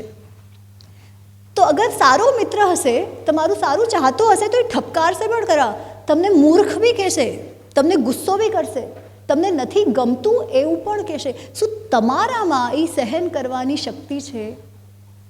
અગેન એ બધું ક્યારે આવશે? મેમ તમે કીધેલું વિવેક બુદ્ધિ હશે ત્યારે ફરી કરીને આ બધું ક્યાં આવે છે? વિવેક બુદ્ધિ પર. વિવેક બુદ્ધિ કેવી રીતે ડેવલપ થશે? મન પર કંટ્રોલ હશે તો. એની માટે જ્ઞાન પણ જોઈએ, એની માટે અભ્યાસ પણ જોઈએ, અને એ જ આપણી યાત્રા છે. અને જે ધર્મના માર્ગ પર નહીં ગયા એ લોકોનો અંત કેવો થયો? શાસ્ત્ર એના વિશે શું કહેશે? એ તો આપણે જાણીએ છીએ. રાવણનો અંત કેવો થયો, દુર્યોધનનો અંત કેવો થયો, જેટલા પણ અધર્મી છે એમનો અર્થ કેવો થયો. પણ વાત ને એમાં એ સમજવાની છે કે ઘણીવાર લોકો કહે કે ઓ એ તો સારોય હતો, રાવણમાં તો કેટલા ગુણોય હતા, દુર્યોધનમાં કેટલા ગુણો હતા, પાંડવોમાં કેટલા અવગુણ. વાત એ છે જ નહીં, આપણામાં બધું જ છે. એટલા માટે સંયમ કરવો પડે છે. જેનામાં કંઈ કામ, ક્રોધ, લોભ, મોહ હોય તો કંટ્રોલ કરવાની જરૂરત જ નથી ને. એવું નથી. પાછું આ બધાનું ઇવોલ્યુશનરી નીડ છે. કામને આપણે ષડરીપુ ગણીએ છીએ, પણ કામને આપણે પુરુષાર્થ પણ ગણીએ છીએ. એટલે એક વસ્તુ, એક ભાવ હોવો આવશ્યક છે. ક્રોધ પણ જરૂરી છે. કોઈ વસ્તુ ખરાબ થતી હોય, કોઈ વસ્તુ ખોટી થતી હોય તો ક્રોધ આવવો જ જોઈએ. કેવી રીતે ના આવે ક્રોધ? આવવો જ જોઈએ ક્રોધ, કે વસ્તુ ખરાબ થતી હોય એને રોકવા માટે. એટલા માટે તમે આપણા કોઈ ભગવાનો બી જોજો કે ઇવન તમે રામનું જ્યારે ડિસ્ક્રિપ્શન વાંચજો ને ત્યારે આમ તો એમને કહેવાય છે જીતક ક્રોધ, જેમણે પોતાના ક્રોધને જીતી લીધો હોય. પરંતુ એવું કહેવાય છે કે જ્યારે એમને ક્રોધ આવે ને ત્યારે કેવું હતું? જ્યારે રામને ક્રોધ આવે ત્યારે દેવતાઓએ ડરી જતા. કાલાગ્નિ જેવો એમનો ક્રોધ હતો. સાત્વિક ક્રોધ છે. જ્યારે ખોટું થઈ રહ્યું છે ત્યારે ક્રોધ આવવો પણ જોઈએ. થોડું મોહ પણ હોવું જોઈએ, થોડી માયા પણ હોવી જોઈએ. જ્યારે માયા જ નહીં હોય તો સંસાર ચાલશે કેવી રીતે? અગર આજે માતા બધું છોડીને, પોતાનું બધું ત્યાગીને એક બચ્ચામાં પોતાનું જીવન આરોપી દે છે, એ શા માટે? કેમ કે માયા છે, એની પણ આવશ્યકતા છે. અતિ થાય ને જ્યારે, ત્યારે નુકસાન છે. જ્યારે અતિ થાય ત્યારે એ રીપુ છે. જ્યાં સુધી સંયમમાં છે ત્યાં સુધી જીવન માટે આવશ્યક છે, રાઈટ?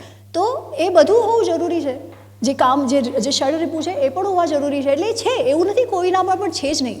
ફરક શું છે કે હર સમયે તમે તમારો નિર્ણય કયા ભાવથી કરો છો. પહેલી વાત તો શું તમે જાણો છો તમારામાં શું છે, અને બીજી વાત જાણ્યા પછી તમે નિર્ણય કેવી રીતે લ્યો છો. શું રાવણને ખબર નહોતી કે એ જે કરી રહ્યો છે એ ખોટું છે? અચ્છા, જે કહેવાય છે ને કે રાવણે તો ફક્ત એક ભૂલ કરી, ફક્ત સીતાજીને કિડનેપ કર્યા, એણે તો હાથે નહોતો લગાડ્યો, એ બધું બકવાસ છે. રાવણે કેટલાય સ્ત્રીઓનું અપહરણ કર્યું હતું, કેટલાય સ્ત્રીઓનું સાથે દુષ્કર્મ કર્યા હતા, ઠીક છે, કેટલાય ઋષિઓને કત્લ કર્યા હતા, ખૂબ અન્યાય કર્યો છે. રાવણમાં શિવનો ભક્ત હોવા જેવી, પૂજા કરવા જેવા એકે ગુણ નથી. તમારામાં ભક્તિ છે પણ અગર સદગુણ નથી તો એ ભક્તિ કોઈ કામની નથી. એનું ભક્તિ બી કેવી છે, શિવ તમારે મારી સાથે આવવું જ પડશે, ગાંડપણ છે, ઓબ્સેશન જેને કહેવાય ને, એ ભક્તિ નથી. એ પોતાના અહંકારને જ પોષવાનું કામ છે. તો જે લોકો રાવણ અને કર્ણ, દુર્યોધન એ બધાને ગ્લોરીફાય કરે છે ને, પ્લીઝ ન કરો, એમનાથી કાંઈ શીખવાનું નથી. એનીવેઝ, શું ફરક છે? શું એમને ખબર નથી ખોટું છે? શું એમની પાસે એવા સલાહકારો નથી જે એમને કહે કે તમે કરી રહ્યા છો એ ખોટું છે? કેટલા લોકોએ કીધું, શા માટે ન માન્યા? કેમ કે જીવનમાં એ લોકોએ પોતાના જે અમુક ઓલા ભાવ છે ને એને જ મહત્વપૂર્ણ ગણી લીધા. મારો અહંકાર, મારી દુર્યોધનને શું છે? શું એની પાસે પૈસા નથી? શું એની પાસે રાજ્ય નથી? શું એની પાસે સમૃદ્ધિ નથી? શું એની પાસે શક્તિ નથી? બધું જ છે. તો શા માટે? માત્સર્ય જ્યારે એ તમારા માથા પર એટલો બધો હાવી થઈ જાય ને ત્યારે શું થાય? પાછું ભગવદ્ ગીતા પર હું આવીશ. એના બીજા ચેપ્ટરમાં એક ખૂબ જ સરસ શ્લોક છે જે મારો ફેવરેટ શ્લોક છે. હું જ્યાં જાઉં ત્યાં હું કહું કે લોકોએ એને પેપર પર લખીને પોતાના દરવાજા પર ચિપકાડીને રાખવું જોઈએ. ધ્યાયતો વિષયાન પુંસઃ સંગસ્તેષુ ઉપજાયતે સંગાત સંજાયતે કામાત ક્રોધોભિજાયતે ક્રોધાદ ભવતિ सम्मोह सम्मोहात् સ્મૃતિ વિભ્રમાત બુદ્ધિનાશો બુદ્ધિનાશાત પ્રણશ્યતિ. જ્યારે તમારું કામ, ક્રોધ, લોભ, મોહ એટલું વધી જાય ત્યારે તમારી વિવેક બુદ્ધિ છે ને એ જ નષ્ટ થઈ જાય. જ્યારે બુદ્ધિ નષ્ટ થાય ને ત્યારે ઓબ્વિયસલી તમે ગલત ડિસિઝન્સ લેશો. કેવા ડિસિઝન્સ લેશો? જેનાથી તમારું પતન જ થવાનું છે. અને એ બધા સાથે એ જ થયું છે. એટલા માટે જ આને ષડરિપુ કહેવાય છે. જે ષડરિપુના પકડમાં આવી ગયું એનું પતન, જેમાંથી નીકળી ગયા, એને કંટ્રોલ કરતા શીખી ગયા, એ ભાવનાઓને પોતાના લાભ માટે, સમાજના લાભ માટે વાપરતા શીખી ગયા, એ લોકો તારી ગયા. એ જ ફરક છે. અતિ સુંદર. અમારો એ જ પ્રયાસ છે કે છોકરામાં શિક્ષા પ્રણાલી એવી હોય કે એ લોકોમાં આ બીજ પહેલેથી આવે. અને અભિભાવકો પાસે કોઈ પ્રશ્ન હોય તો 1-2 પ્રશ્નોનો આપણી પાસે સમય છે, તમે ટૂંકમાં પૂછી શકો અહીંયા આવીને. ગુજરાતી, હિન્દી, અંગ્રેજી જે પણ ભાષા. ગુજરાતી, હિન્દી, ઇંગ્લિશ, મરાઠી ચારેમાં ચાલશે.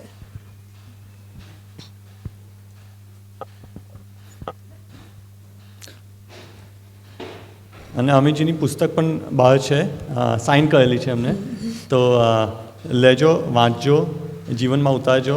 એ આપણા ઇતિહાસ જે છે એ સરળ ભાષામાં એમણે લખ્યું છે. અંગ્રેજીમાં પણ છે અને હિન્દીમાં પણ એનું અનુવાદ થયું છે. અને ગુજરાતીમાં આવવાનું છે. ગુજરાતીમાં બંને રામાયણ અને મહાભારત બસ આ જ મહિને લોન્ચ થયા છે. એટલે પ્રી ઓર્ડર શરૂ થઈ ગયા છે એમેઝોન પર.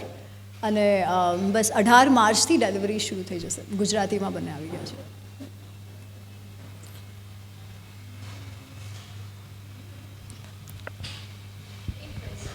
જી. નાનપણમાં કદાચ પરિવારને મા બાપ હંમેશા એમને સારા સંસ્કાર આપવાને જ ટ્રાય કરે, પણ કીધું એમ સંગતિ બહુ મોટી ઇમ્પેક્ટ કરી જાય. પછી શું કરવાનું? કારણ કે જો ભણવા માટે બહાર બી દીકરાઓને મોકલવા પડે, પછી સંગત, તમે એમની સાથે ઓલ ટાઈમ કોન્ટેક્ટમાં ન રહી શકો, પછી શું કરવું? મેમ, તમારો પ્રશ્ન બહુ સારો છે. કેમ કે જેમ મેં કીધું, જ્યારે ઇવેન્ચ્યુઅલી કોઈનું પણ જીવન નિર્માણ થાય છે ને એમાં 2 વસ્તુઓ છે. એક તો ઉછેર છે, ઠીક છે, જે મા બાપ કરે છે, પણ એક તો માણસનું પોતાનું બી સત્વ, રજસ, તમસ જે પણ તમે કહો એ પણ ભાગ છે. ખબર છે? સ્વભાવનો બી ભાગ છે. પેરેન્ટ જેટલું કરી શકાય એટલું તો કરે જ, કેમ કે આગળ જતાં જ્યારે પ્રોબ્લેમ્સ આવશે ત્યારે શરૂઆતમાં ભલે બચ્ચાઓ ના માનતા હોય, એમને યાદ તો આવશે કે એમણે એવું કર્યું હતું, મારા મા બાપે એવું કર્યું હતું, એમને ખબર તો છે કે એમની પાસે હું જઈશ તો મને સારી સલાહ મળશે. એ ખુલ્લું હોવું જોઈએ. પણ એ પછી તો એમનું બી પ્રારબ્ધ છે, ઠીક છે. એ બધું તમે નથી કંટ્રોલ કરી શકતા, પણ એ નથી કંટ્રોલ કરી શકતા એટલે આપણે આપણો પુરુષાર્થ ન કરવો એવું પણ નથી. આપણાથી જે પુરુષાર્થ થઈ શકે to the best of its capabilities આપણે કરવાનું છે. અને પછી આગળ જઈને તો જે એમનું પ્રારબ્ધ છે એ થાય, એમની માટે જે સારું હોય આપણે પ્રાર્થના કરી શકાય અને એમની માટે હાજર રહી શકાય. હા, પણ કદાચ જો આપણને ખબર છે એની સંગતિ કદાચ ખોટી બી છે, તમે કહી બી શકો એને કે આની સંગતિ તારી ખોટી છે, તું ન જાય. જેમ તમે કીધું એમ ઇમોશનલ હાઈ હોય એ વખતે શું કરવું? તમે એ વખતે ને ઘણીવાર કાંઈ નથી કરી શકતા. એ જ ઘણીવાર તમે ઘણીવાર હું એ જ કહું છું, પણ એમની પાસે રહો, એમની માટે રહો. એવું ન થવું જોઈએ કે એ સંગતિ તમારા કરતાં વધારે મહત્વપૂર્ણ થઈ જાય. ઘણીવાર કેવું થાય છે કે આપણે એમનું સારું વિચારતા હોઈએ, ગુસ્સામાં કહી દે કે ઈ અથવા હું, એવું ક્યારે નહીં કરતા. ઈ ક્યારે નહીં કરતા. જે તમારી પાસે આવવાનો દરવાજો છે એ હંમેશા ખુલ્લો રહેવો જોઈએ. શરૂઆતમાં તો અગર તમને એવું લાગતું હોય કે એવી કોઈ સંગીત છે, હમણાં તો નાના બાળકો છે ને, એ ટાઈમે તો તમારે એન્શ્યોર કરવું જોઈએ કે તમારા ઘરે આવે, હે ને, તમારા બચ્ચાઓ સાથે તમારી સામે રમે, તમે એમના પેરેન્ટ્સ સાથે જાઓ, એમની સાથે રહો. તો ઘણું બધું છે, દરેક ઇન્સિડન્ટ બી અલગ અલગ છે. પણ હું એ તો કહું છું, એ તો તમે મારા ખ્યાલથી એ તો તમે બધાને મારા કરતાં વધારે જાણશે કે કેવી રીતે ટેકલ કરવું. પણ ઇવેન્ચ્યુઅલી જે છે ને એ તો પછી છોડતા પણ શીખવું જ પડે.